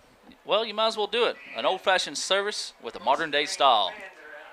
Got a couple shout-outs. We'll stay right here. Got a couple shout-outs I need to get caught up on. Give a shout-out to Brian, Amy, Bryson, Ansley, and Lacey Simpson. They're all watching, say, Go Cats. Give a shout-out to me. If you know who that is, tell them I gave them a shout-out. And then also Ethan Obar, he's watching from Hartford, says, I feel like the Cats are playing at Auburn with all these missed calls. Well, that's what I was sitting over here. Yeah. We're riled up, but don't forget the blatant intentional grounding and the blatant fumble that happened on back-to-back plays. Right. It don't always hurt you. Sometimes it helps. That's part of the game, especially at the high school level. So it's easy to get on officials, but I promise you, you're going to miss some too if you get out there, and I try to remember that. Definitely hard to. As both a fan and somebody that coaches and has his fair share of issues. Little quick pass over here to Matson. Matson got a good block from Dylan Todd down to the 10. Pickup of 10. Yeah, and you've got to burn a timeout here. You still got 2 of them. Greenland helped us out on that long one a while ago by stopping the clock. It's a couple of times they haven't really used that clock the clock in a way I would. Right. You know, I really think they should have elected to just hand the ball off to Grogan there on that 3rd and 18 and force Booneville into a timeout. And now, because of that, it stopped the clock, and Booneville's able to get all the way down to I don't know where we're at. Is we at about the 10-yard line, 11-yard line? They've marked it back to the 11. That's a 9-yard pickup. So 22 seconds. Booneville's got a timeout to pick up 11 yards. That timeout, folks, brought to you by Pop and Pup Metalwork. They do small engine repair, ride and push mower, and trim and chainsaws. Hackett is up over Charleston at half, 22-21. 22-21. We have a new score. Hackett leading Charleston at halftime. Hackett looking for their first win in conference play.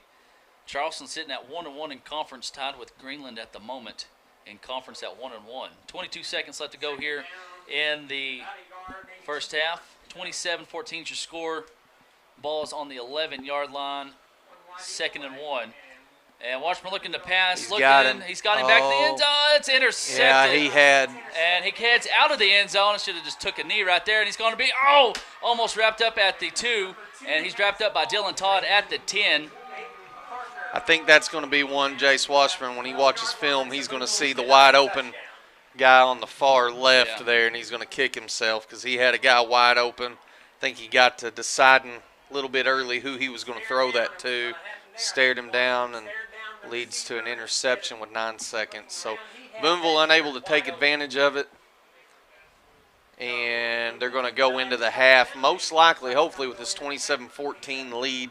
I assume Greenland will just knee this thing out, and we'll go to the half. Booneville will receive the ball, guys, to start the second half, so have an opportunity to go up the third score.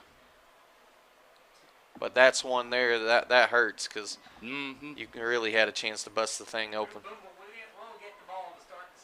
And you can imagine you're going to have an onside kick, too, when we come out the gate. So.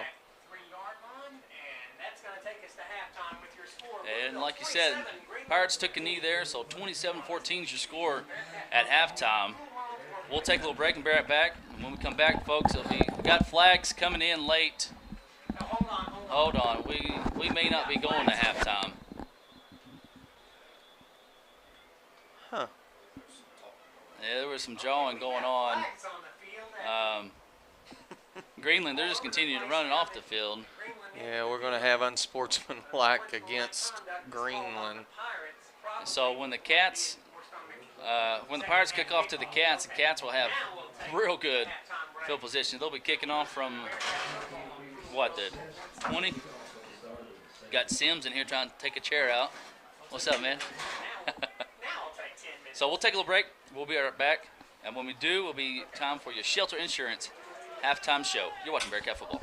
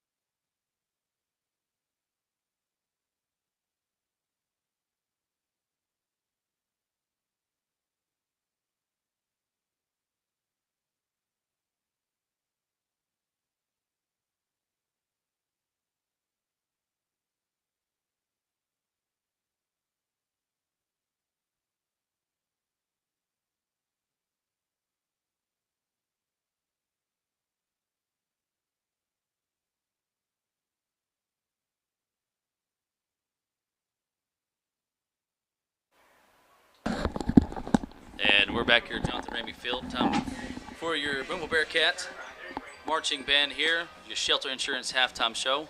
We will step to the side and let you folks enjoy. No problem, sir.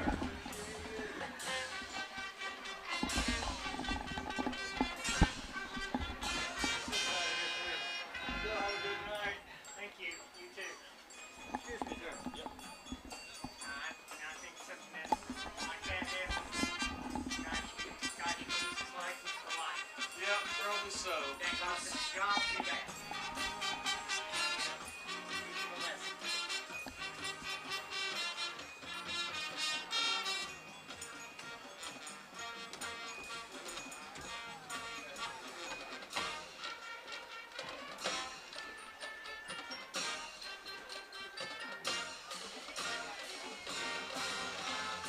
What guy is giving Bill a hard time? The officials are involved. The officials. Well, why don't you just go back out there now? They're gone. That's true. That's true. I guess Bill's gonna have to tell him sorry, no pictures this week.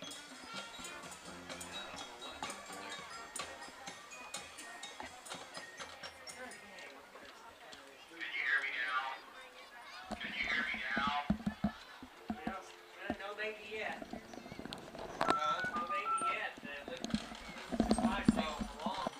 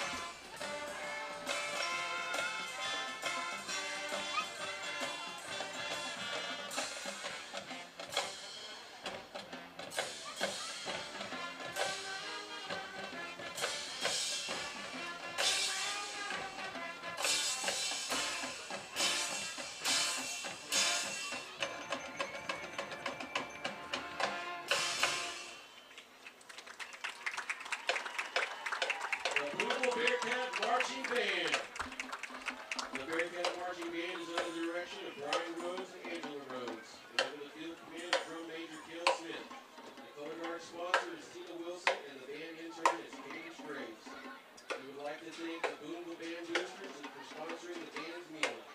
The band's next performance will be Tuesday, October 15th at Fort Smith, where the band will compete in the ASBOA Region 8 Band Contest. The band will also perform on Friday, October 18th at Bearcat Stadium, when the Bearcats take on the West Fort Tigers. Enjoy the rest of the game and go Bearcats.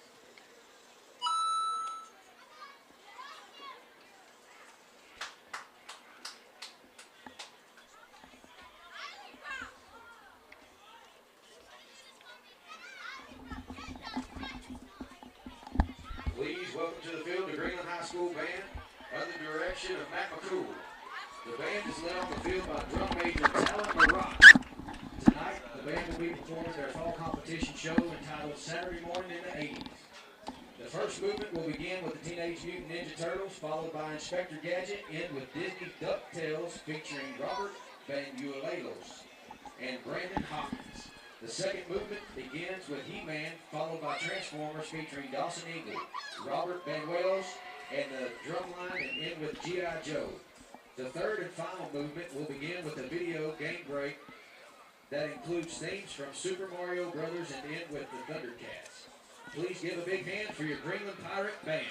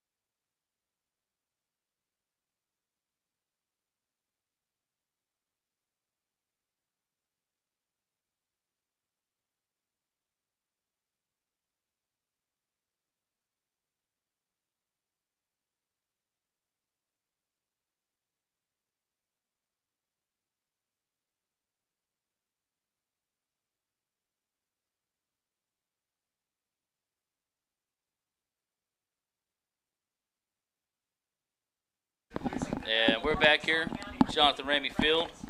John Ramey. I knew a kid named John Ramey. Yeah, I ain't thought about him in a long time. I saw him at McDonald's the other day. I say the other day. It's probably been 3 or 4 months ago. Let's see here. Waiting for Glenn to send me some stats because I ain't so sure about mine.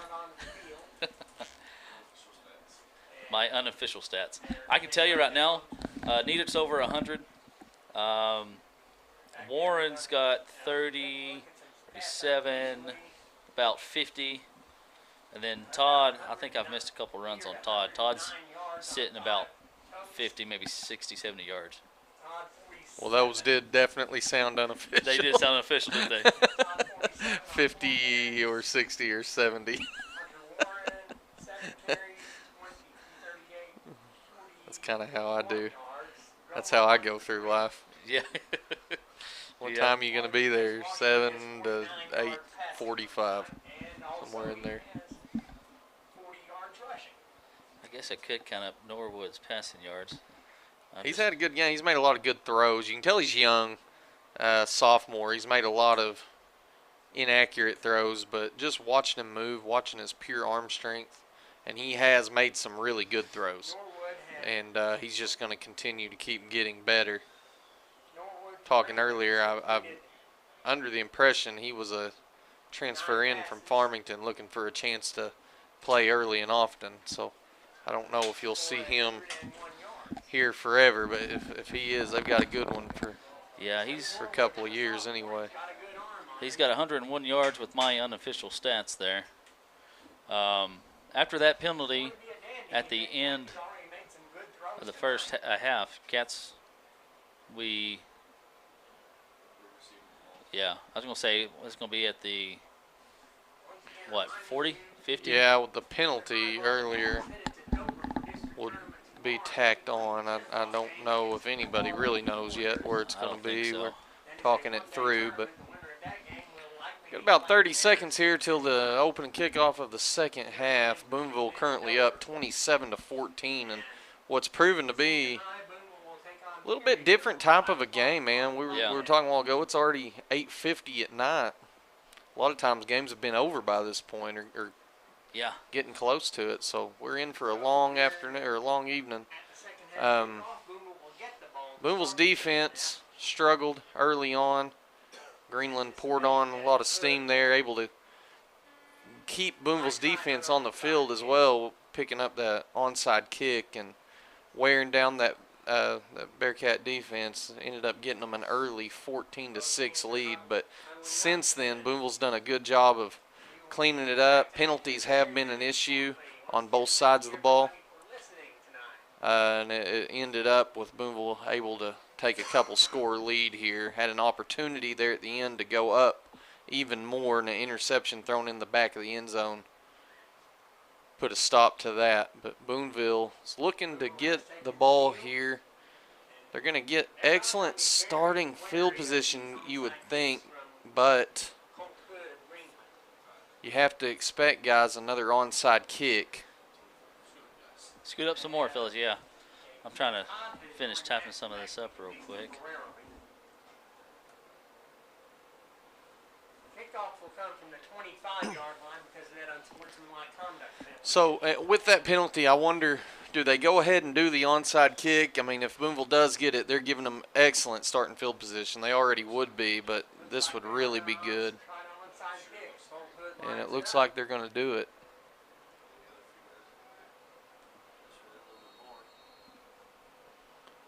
Yeah, here it comes, and they do it right at Halpane, and he's just going to. Good job by Halpane, just smothering it. That wasn't a good look at it right there. Didn't get the bounce that he had the first two times. Yep, yeah. Chuck said he looked like a shortstop there, and he did a good job of just smothering that thing and falling on it. And now Booneville will say thank you very much for the field position. It's going to be 35 yards to get a touchdown here. Booneville 1st and 10. I'm behind on my shout-outs, folks. I will get them. I'm going to give a shout-out to Richard Watson and Susie Watson. Say, go Cats. Todd goes in motion half to Hunter Warren right up the middle. Hunter Warren sidesteps, And just turning them legs of his down towards that first down. Good little stutter step on the inside there was Hunter Warren, able to be patient. Patient runner. That's something that we've had a lot of in the past. Dax Goff was a good example of that, a very patient runner.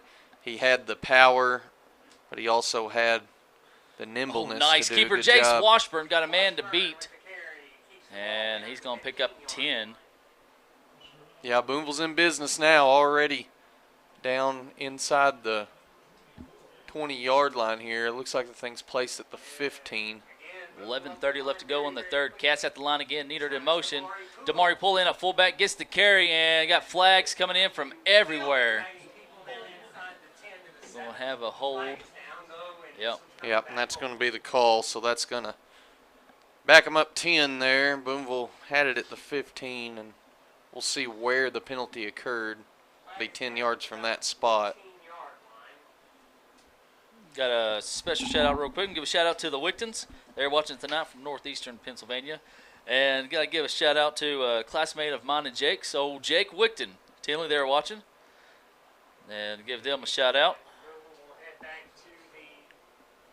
A couple more shout outs. We give a shout out to Rex, Anna, Maggie, and Lucy Boyard. They say go Cats, as well as Jed and Tara. Also, Coach Fennell, in response to your statement of Clay Crowley being the hamster Crowley, Baker said her daddy is handsomer. Well, we'll agree to disagree. Touchdown, Bearcats, Jace Washburn, 25 yards. That's a great. You couldn't draw it up any better than that. Get the easy onside kick, and you just go straight down the field a couple times and score. It doesn't get any better than that, and Booneville's going to be up now 33-14. You got to imagine you're going for 2 here, and why not? All right, yeah, Coach Crowley's pretty handsome. Good job, Baker. You convinced him. Yeah, I looked at a picture. I wouldn't say convinced him. I looked at a picture of him, changed my mind. You proved you were right. And Greenland is going to take a quick timeout. I don't know if I like that call. Well, I don't know if I do either. Maybe regretting that if this thing gets close down the stretch. Not quite. But if you get a big stop here, it may come in handy. Come in handy down the road. So never know till you try it, I guess. So we're going to have 11:07. Booneville able to get on the board in the first 53 seconds of the second half here. And they are up 33-14 with a chance to tack on 2 more coming up. Timeout's brought to you by Mizell Barbershop. Give him a call, 206-0710. You're watching Bearcat Football.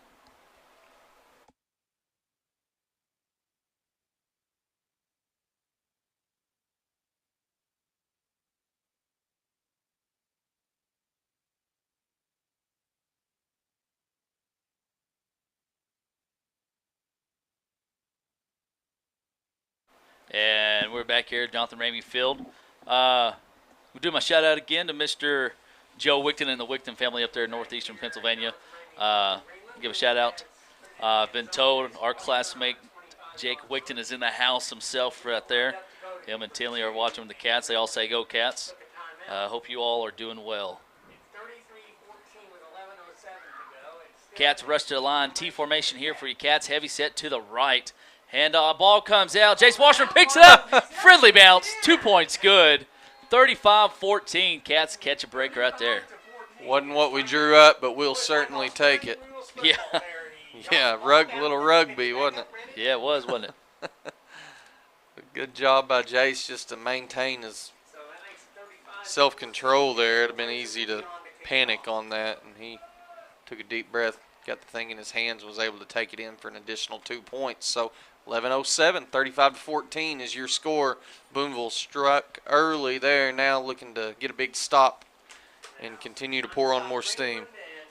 That 2-point conversion is brought to you by Reed's Hometown Barbecue. Best barbecue around, family owned and operated, open Thursdays through Saturdays 11 to 8. I think they're open for breakfast tomorrow, if I'm not mistaken. Here is the kick. High kick, and it's going to be fielded by, nice pop there by Shelton. Jay Shelton popped his man. They didn't, neither one of them went anywhere, but it was This is a solid little shot right there, and kind of disrupted the play a little bit as he was the blocker in front of the ball carrier there. So that ball is going to be placed at the 35-yard line now, and Booneville's defense, who's been stellar all season long, is going to march onto the field. And you got to think this high-tempo offense that we've had is going to help on both sides of the ball.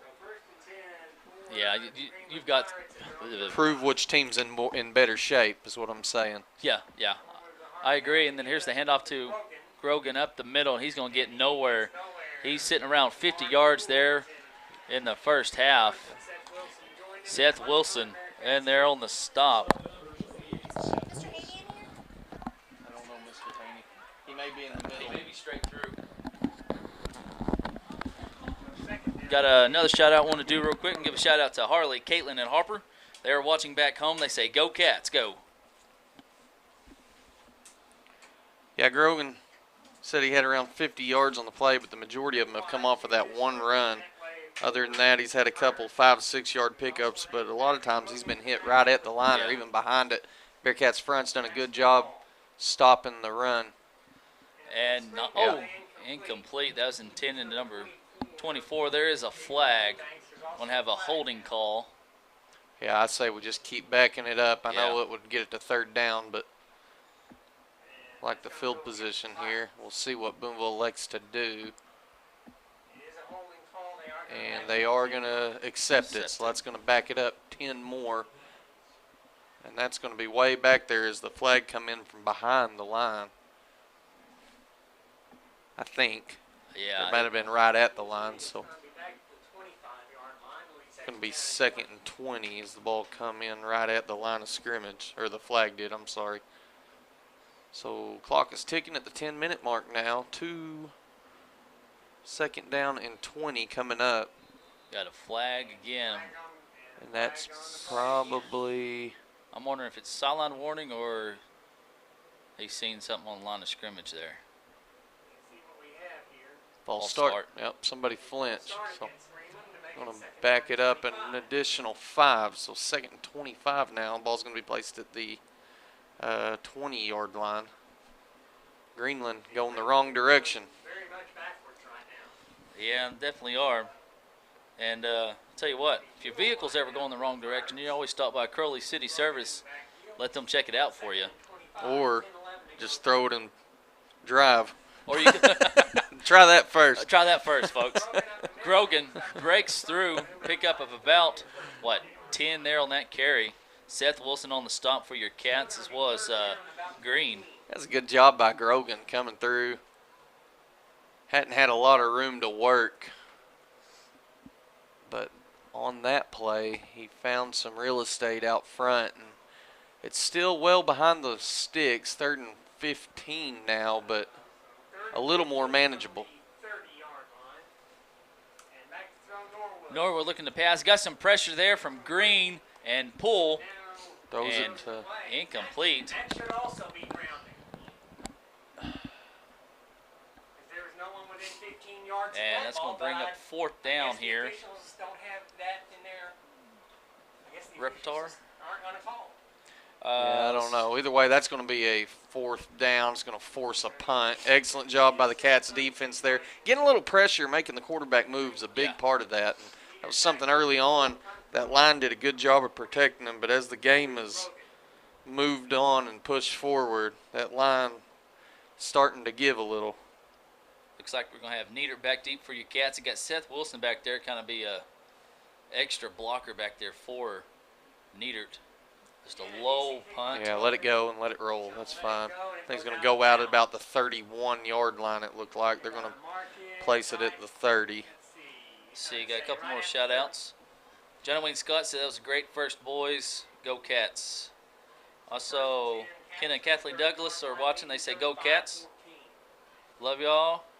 Philip Robertson, he's watching. He says, go Cats.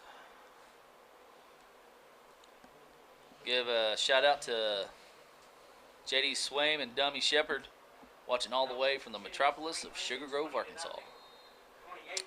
J.P. Floyd, he messaged me earlier. I just now remembered. He wanted to wish his nephew, Weston Floyd, happy birthday. Turned 6 years old today. And also like to let everybody know that Reed's Barbecue will be open tomorrow morning from 7 to 9 for breakfast. Dylan Todd got a little ring to work, guys. Stiff arm by Todd. 50 down to the 40. Dylan Todd to the 30. Oh, man. Shoestring tackle. Got him down. Good run by Todd. He was at the other 30 to the other 30. My goodness, you think he heard me talking about Reed's Barbecue being open for breakfast, and he got a little pep in his step. Good job by Todd. Got to the sideline, and he was one man away from potentially housing it.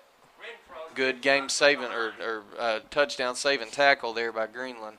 And it's going to be head off to Connor Dromer on the backhand side. Dromer, and he's just, He thought about hurdling. He did, but Richardson's like, no, just. Looked like his right leg wanted to hurdle, but the left said, no, we'll play it safe.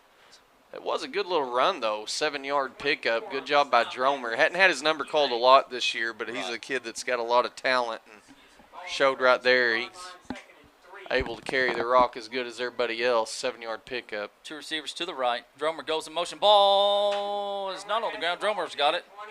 And,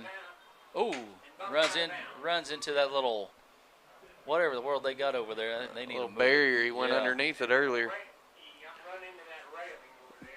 So picks up about, 6 yards, 5 yards there? Give him 6. We'll give a shout out to First Western Bank, serving our local communities for over 110 years. Proud sponsor of the app and BoonevilleBearcats.com. They are our exclusive broadcast advisor. Nice pull and pitch over here to Rhett. Rhett cuts back inside. Touchdown, Bearcats. Is that his third one? That is his third one. And that was from the 18 yards? 16-yard line. 16-yard. That's going to get Booneville another touchdown on the board. 41-14 as Loaiza will come back on for a chance. He had his last attempt blocked over on the right side. Nearly had the one before that blocked, so Booneville needs to make sure we're going to clean that up. Yeah, we're going to elect to go for 2. And it's going to be the T formation. Hand off to Dylan Todd, and he's in. Count it. 43. 43-14. Elect to not go to the kicking game right there, potentially because of what we were just talking about. Getting that pressure, making it dangerous. If you're having to go every other one, 2-point conversion, you might as well just do that one as well.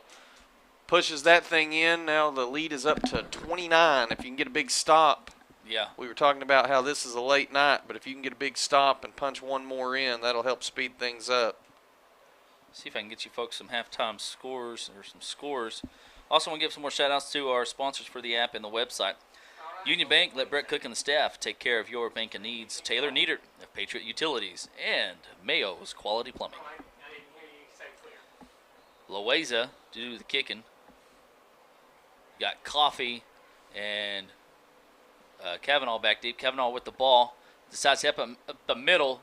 Xander Miller and Avery Reno on the stop. That's got a flag coming in late. That's why I was trying to, I don't know what we got going on.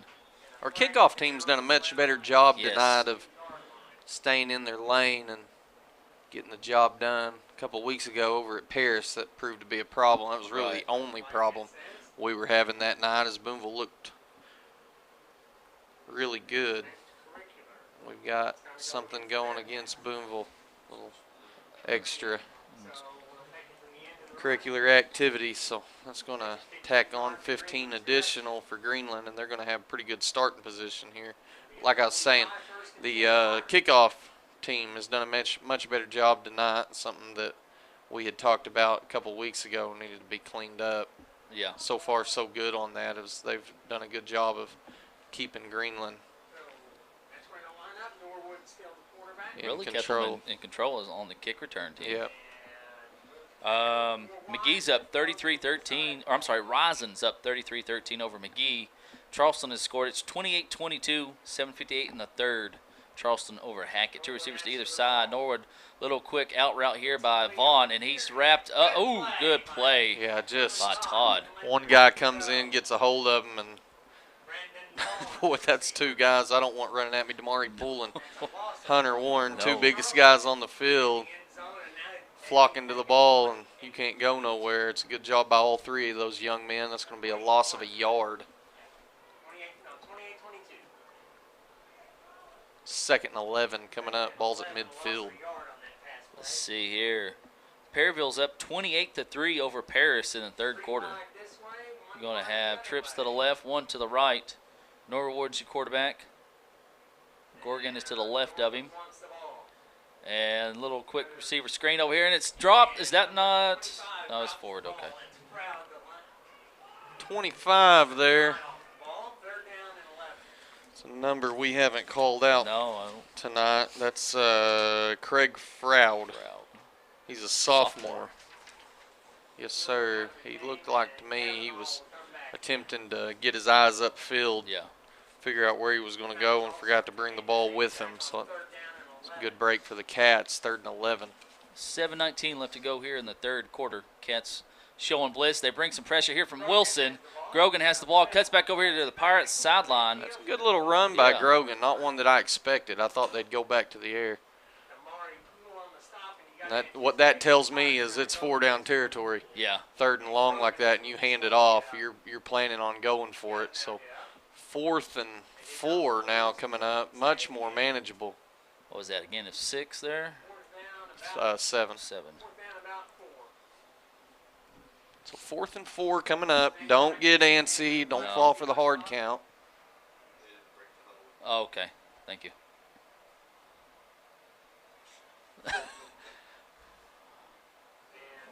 No, they don't. And ooh, yeah, we had motion there. He wasn't set. These two fans down here are up in arms right now. Yeah, boy, howdy. I don't know if they're on the coaching staff or on the kids or the officials, but right there, that was a good call. He was never set. No, I figured it out. He's mad at the officials.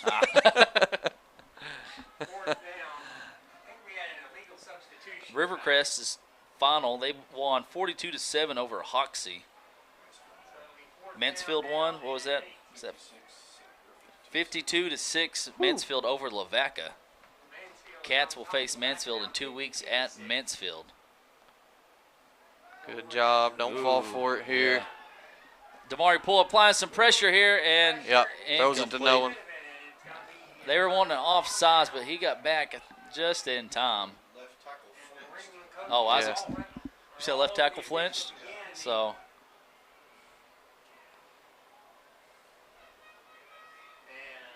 Good news is Cranky Coach got cold. He put a jacket on. I couldn't find him for a second, but after that, I was wondering because he's the one that ran down there, wasn't he?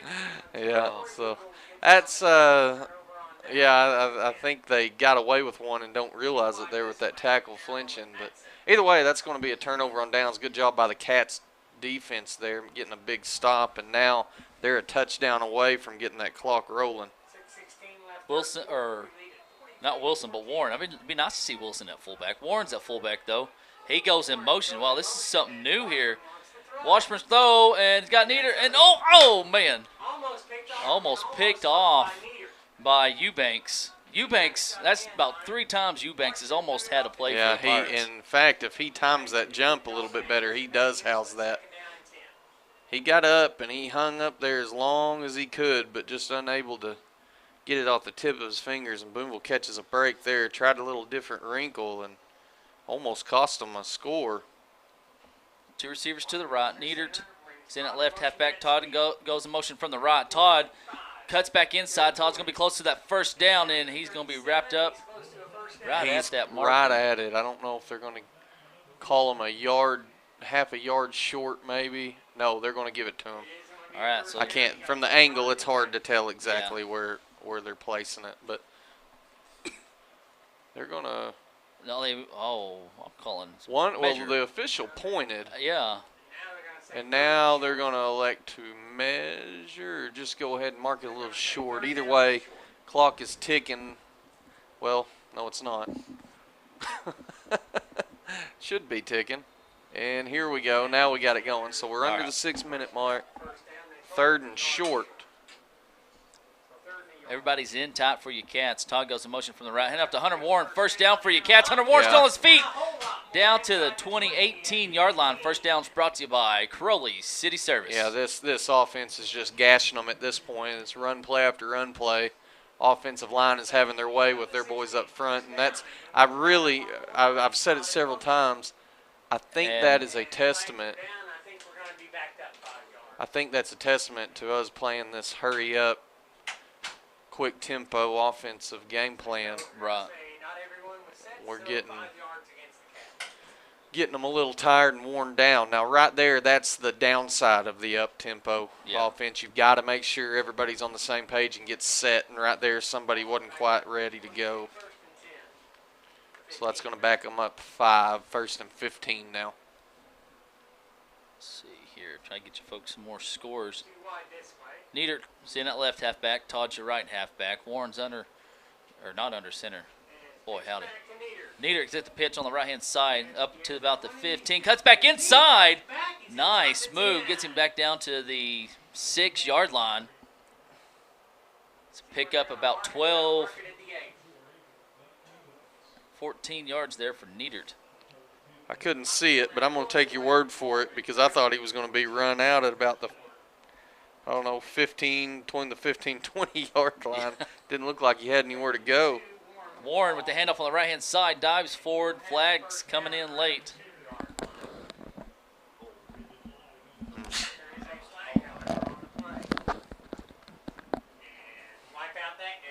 So another hold. Let's see here. Lose 10 there from the spot. Pottsville's up 33-14 over Waldron in the third.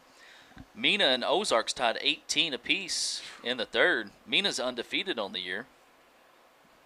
Battle for top spots there in the 4A4. Dardanelle's also still undefeated, if I'm not mistaken, in conference play and on the year. Yeah, Dardanelle, no, I'm sorry. They lost to Elkins. They got wiped by Elkins. That's right. Elkins is wiping everybody. Elkins is something to see this year, folks. And a pitch to Dylan Todd over here on the left-hand side. Dylan Todd races towards the end of the end zone. Dive in there. Get it to him. I think he's going to be a yard short, guys. Yeah, I think he is. I think if he lunges that thing. Touchdown! Bearcats. Oh, I don't know about that, to be honest with you. I don't know. I couldn't tell. He had it if he stretched it across that pylon there. I'm going to be honest. I'm jumping and tiptoeing and trying to get to where I can see it. And I'm not sure if he did or not, but that's what they're going to call. So that's going to give them the 35 points that they needed. So while they tend to the injured player for the Pirates, we'll take a little break and be right back. You're watching Bearcat football.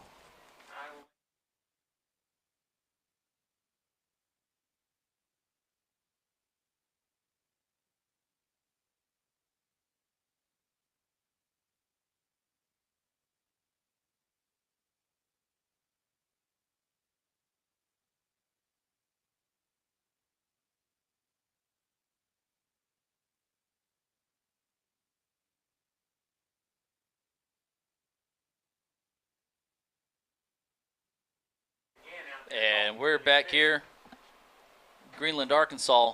That right there, I'm nominating for the Reed's Hometown Barbecue Play of the game. Went back and looked. Isaac said he did get in.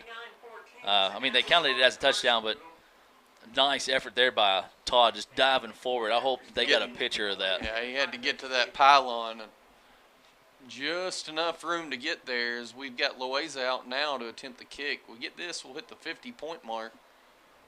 Be the first time this year the Cats have hit 50.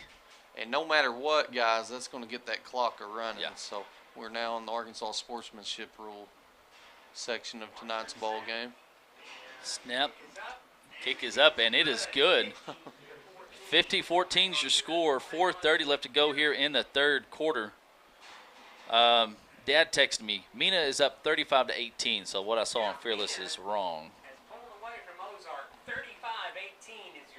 Let's see, got a couple more shout-outs here. Hey, Mr. Lonnie Barnum. He's watching all the way from Rhode Island. Bearcat from 63 to 65. Oh, my goodness gracious. Yep. We forgot the band member of the week. We will get that, I promise. We will get that. We can do it at the end of the quarter. Yeah, I was going to say we'll do it at the end of the third. It was a little hectic in here. I had to step out for a little while at halftime. People coming in and out. It's like a revolving door. Blazes kick. And not on a bank. If you ain't got a bank, you got Union Bank and First Western Bank, proud sponsors of the app and the website, BoonevilleBearcats.com. Good job by Devin Ritchie. And was that Chambers or Reno in there to help him? Sander Rankin on the return and a nice wrap up by I'm going to tell you, Devin Ritchie, you watch him work out in the weight room and watch him do agility drill stuff, he's a freak athlete. Really? Yes. He's only a sophomore, yeah, right? he's somebody that's got potential to really bust out. He just gets the skill level going. But, man, I'm telling you, in the weight room, for his size, watching him jump, kid's got a lot of things that you can't really teach. Right. He's just naturally gifted. 3:40 left to go in the third. Handoff to Gorgon up the middle. He's met by Seth Wilson and Halpayne. Yeah, Grogan's going to get him maybe a yard. Actually, I think they're going to just mark it right at the line of scrimmage, so no gain on the play. It's almost always there, too. Maybe he got a yard. They're going to give him a yard, 2nd and 9. Let's see here. Get over here to the right person. Whoops. He did not get 9 yards. A couple more shout-outs I want to do for the app and the website. Mayo's Quality Plumbing and Taylor Nieder to Patriot Utilities. Also, Shelter Insurance agents Jerald Baker and Austin Baker. The City of Booneville, a good hometown to Mayor Edgar Baker. Hand off to Gorgon. And nowhere. Hunter Warren there on the stop. City of Booneville, a good hometown. First Booneville, home of First Booneville students and First Booneville kids. Let's see, get this. I don't have that on there. And Stacy Hobart, photo art. Some sponsors for the live stream real quick. Shelter Insurance, agents Jerald Baker and Austin Baker. Midtown Charm. Hey, they're over there on 7 Village Loop. Check them out. Low snap. Norwood's got pressure from Poole on backside. Grogan's got it. I'll say his name right here in a second. I love listening to you say his name. I think you've called him 15 different things. I have. Grogan. I get confused. Oh. Grogan, yeah, good job there by Grogan. And good job by Norwood there just to find the open guy. Had a lot of pressure on his backside there and stayed cool, calm, and collected and hit the open guy, and that got him into a much more manageable situation now, 4th and 4. 1:48 left to go here in the third. Norwood's got pressure from Damari Poole. Hurry. I don't think he caught that. No, he didn't. Yeah. He's wanting a flag, but that was just a dove for the ball, you know. No big deal there. And the Cats, once again, going to get a turnover on downs, 50-14. That clock's going to keep ticking, so you won't have to listen to us for much longer. Yeah. Let's see. It looks like Parker Smith's coming into the game. That's your quarterback. Brody Chambers. Oh, whoops, where'd it go? No. Good thing I prepared all this. I know you folks wanted to know all that. I don't think they know what you're talking about. They probably have no idea what I'm talking about. I don't know what you're talking about, and I'm in here with you. Shelton. Oh, nice move, Shelton. Look at Shelton. Look at him go. Down to the 20. Looky there. Chase Shelton down to the 5. Touchdown. Bearcats. Chase Shelton. 37 yards. Dipsy and doodling and spinning and I don't know what all. 56-14. 37-yard touchdown run for Chase Shelton. Such a good run, got her voice falling out of her. That's a great job by Shelton, man, making the most out of his limited action. He gets the ball in his hands and showed the speed and the quickness, able to get in the open field, and then, like you said, he dipsy-doodled and whatnot all the way into the end zone. 56-14 now. That's exciting. That's going to be the final play of the third quarter. Kick up, and it is good. 57-14 is your score. Stay right here with us, folks. We're going to do our band member of the week. Huh? I will try. What we got? We got some more whistles. No.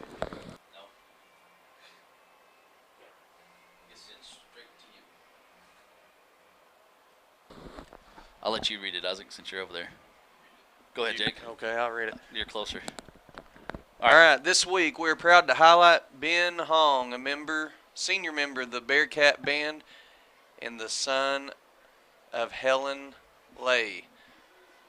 Ben plays the marching baritone in our marching band and the trombone in the jazz band.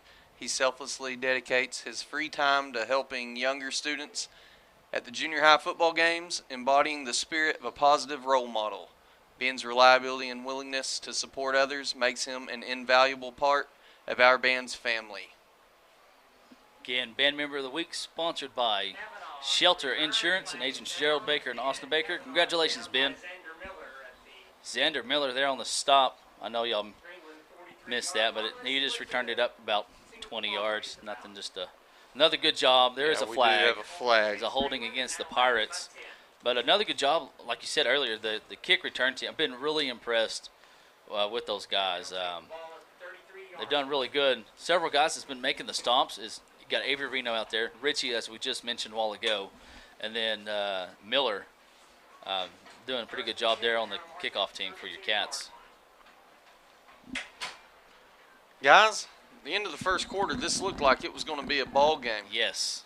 Score was 14-14. Booneville was able to punch in a score, and the two-point conversion just snuck it into the end of the first quarter, their last play.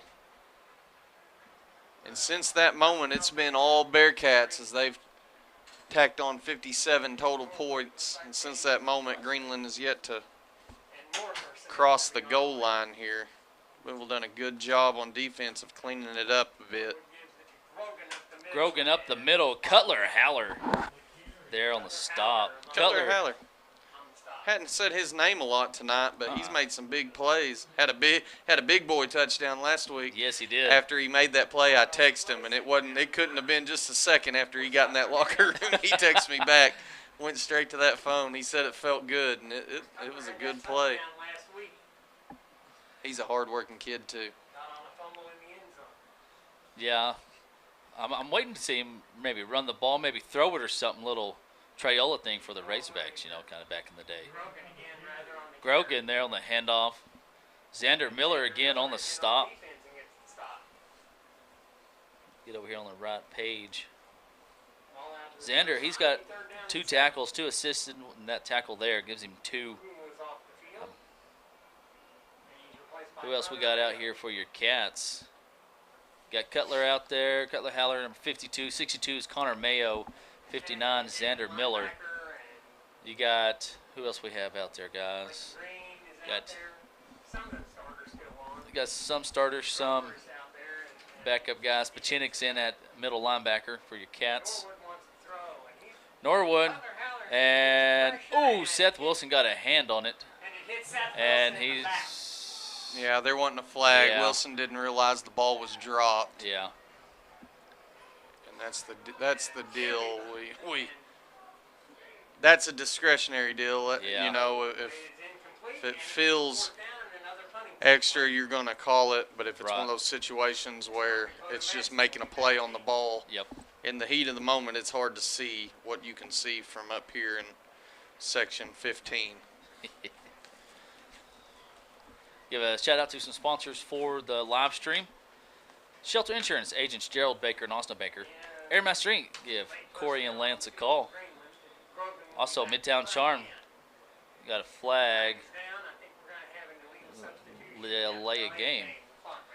Hey, stop by. There's some pretty nice booths in there at Midtown at 7 Village Loop. We got Tylee Creations, The Curious Cow, Cornerstone Boutique, Little by Little, Artsy Tartsy, Grown and Grace, and Andy's freeze-dried candy. And then Joe Dot Farms, they got some jams, jelly, and honey in there.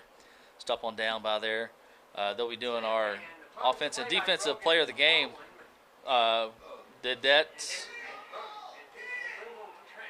trying to get out of the way. Oh. Finally, it's down by Greenland at the They're trying to say it hit a Bearcat player, but they didn't throw the beanbag. I don't think it hit him. Booneville player. Yeah.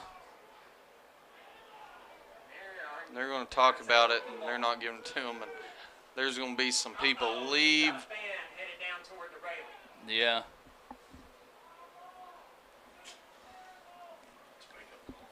Yeah. I'll go back and I'll tell you folks in a second. Just wait. Just wait. I gotta watch the ad first. Wait, I am way. Greenland's going to leave this game feeling cheated in a lot of ways, and I don't know on that one if it hit him or not. I can't tell by the. It's kind of hard to.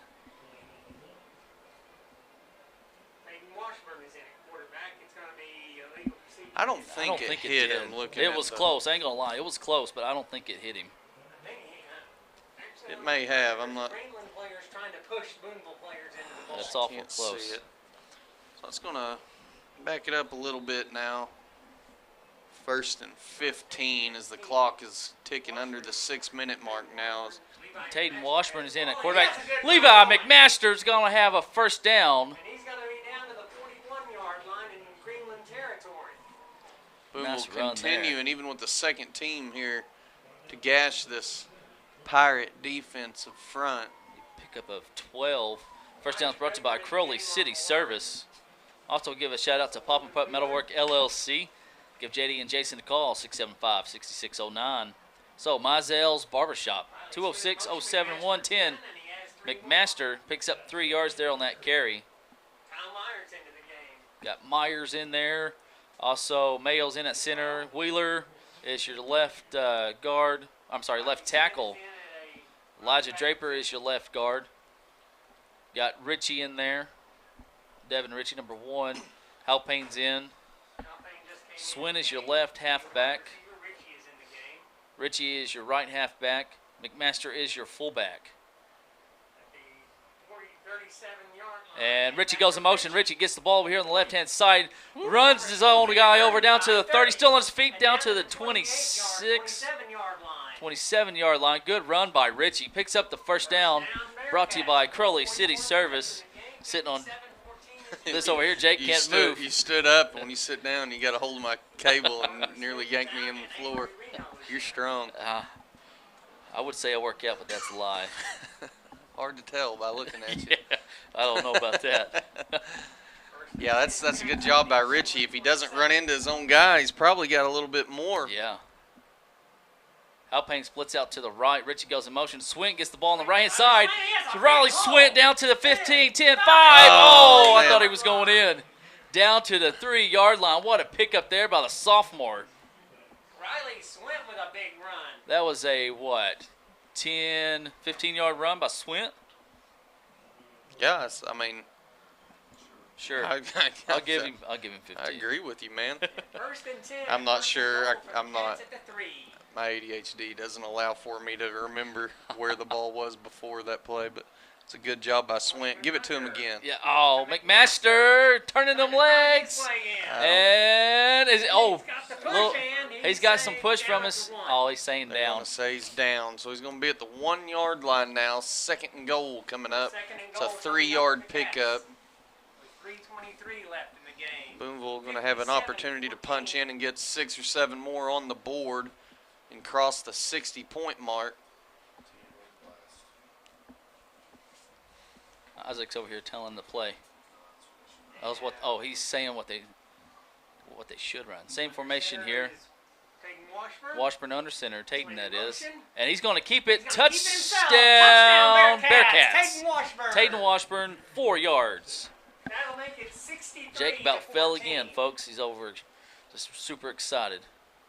With the ways of coming on to the point after. Booneville 63, Greenland 14. What looked like it was going to be a close nail biter early on has gotten out of hand in a hurry as Booneville is about to stretch this to a 50-point lead. Yeah, fixing to be. If we get this kick, Nobody coming. And it is good. Kick is good, so that's going to get this to a 50-point lead, 64-14. With that clock ticking, there's going to be very few plays left. We are now approaching the 2-minute mark. Peyton Washburn gets him a touchdown. Yeah, he can always tell him. Did Jace get a touchdown tonight? He threw a 2-point conversion. Oh, that don't Let's count. see. That don't count. Tayton got a touchdown. He didn't. Let me hop over. Nope, I've got him marked down for one. Okay, so both, never mind. Both the brothers got one. Well, never mind then. I was going to have something to hold over Jace. Oh, yeah. Talk to Tayton about later that he need to brag about. But just matched him instead. Give a shout out to Brandon Scott. He's watching. And you got to give a shout out from the second group and the third group from the first part of the season, and we talked about it with Coach Crowley, to this week. And it goes over and takes a count roll. Coffee loses it and falls on it at the, 8-yard line? And I imagine that's going to be That'd be it. Yeah, I would just get up there, and if I got to snap it, take a knee and be done with it. Right. One quick shout out, last one One more play left. that I'm going to have tonight is from Larry and Charlene Simpson. They say, go Bearcats and go Dodgers. All right, big Dodger fans, the Simpson family. Dodgers, if anybody at home cares, up 2-0 in the bottom of the 8th inning, about to head to the top of the 9th. Winner goes to the NLCS. Got a new quarterback. Herman's in. Get you the number of the guy that's right beside him here in just a second. Hands it off to the number 11. That's Coffee. And then that'll be the final play of the ball game. 64-14 is going to be your final score here. They may Got try to Tate get one more Fowler off coming here. in. They'll probably get it off, like you said, Jake. I don't. There's time. There's 8 seconds on the clock. Second down. Here's the snap. Coffee with it again, right up the middle. Coffee's met by Draper. Nice hit. That was Draper and 51 Pachinik, Blade Pachinik. That's a football name. With your final score, the Booneville Bearcats 64 and the Greenland Pirates 14. Coach has got them huddled up over here, and you know what talk they're getting. Yeah. We're going to go across this field, and we're going to be sportsmanlike, and hopefully Booneville does the same. 64-14 is your final score. Stick around with us, folks, for our post-game show. We'll do our Midtown Charm offensive and defensive players of the game. I think as far as the defensive player of the game, guys, Damari Poole in that front four, really, I guess you could say 7, but it's technically that defensive line that's kind of causing havoc after really the first quarter on the Pirates. This really kind of holding them to their own. Make sure that went through. Offensive player of the game, there's, a couple of guys to give it to. Neidert and Todd had themselves just a heck of a game. Neidert, he's going to wind up with around 120, 130 yards of rushing. Todd, I feel like he's got more than that. Like I said, my stats are unofficial, folks. Thank you, sir. Todd's going to have around 100 yards himself. He'll be close to it again. He is yet to go over that, but I think our offensive player of the game is going to be Rhett Neidert. Our Black Dog hit of the game, what do you guys think? Got anything? I'm trying to remember who I said a while ago. I didn't have my pen with me, so I ain't going to lie. It was right over here. I'll run it back and find out later. We're giving that guy Black Dog hit of the game. Black Dog hit of the game right there. Yeah, that's all right over there. And then Dylan Todd diving into the end zone down here is going to be our Reed's Hometown Barbecue play of the game, unless you guys got anything else you want to. No, sir. I like it. That was a good hustle play. Did all he could, laid his line out, or his body out on the line, just stretched that thing over the pylon. That was a good play. Part of a Bearcat play. Showed the intensity, and was an all-around good performance for the Bearcat offense tonight. Sluggish start, not necessarily the offense's fault. They were only on the field for the 4 plays up until the very end of the first quarter. But after that, getting their opportunities, they definitely made the most of it. Trying to see if I can get you folks some scores before we head out of here. Cats will be home next week against the West Fork Tigers, and then we'll be on the road the following week. So unless you guys got anything else, we'll head on out of here. Nope. I'm excited. We're getting closer to crunch time here. Got a matchup against a West Fork Tiger team that on paper we should beat, but again, you can't get to looking ahead at games coming up with Mansfield-Charleston on the docket. You got to take care of the team that's in front of you, and that team's going to be the West Fork Tigers. So look to come out, hopefully, that game and one similar to this one. Everybody come out of it healthy, and then we get into the big ones there. Yeah, definitely so. So until next time, for Jake Fillon and Isaac Brown, I'm Zach Austin, and Lord willing, we'll see you next time. Remember, as always, folks, it's a great day to be a Bearcat.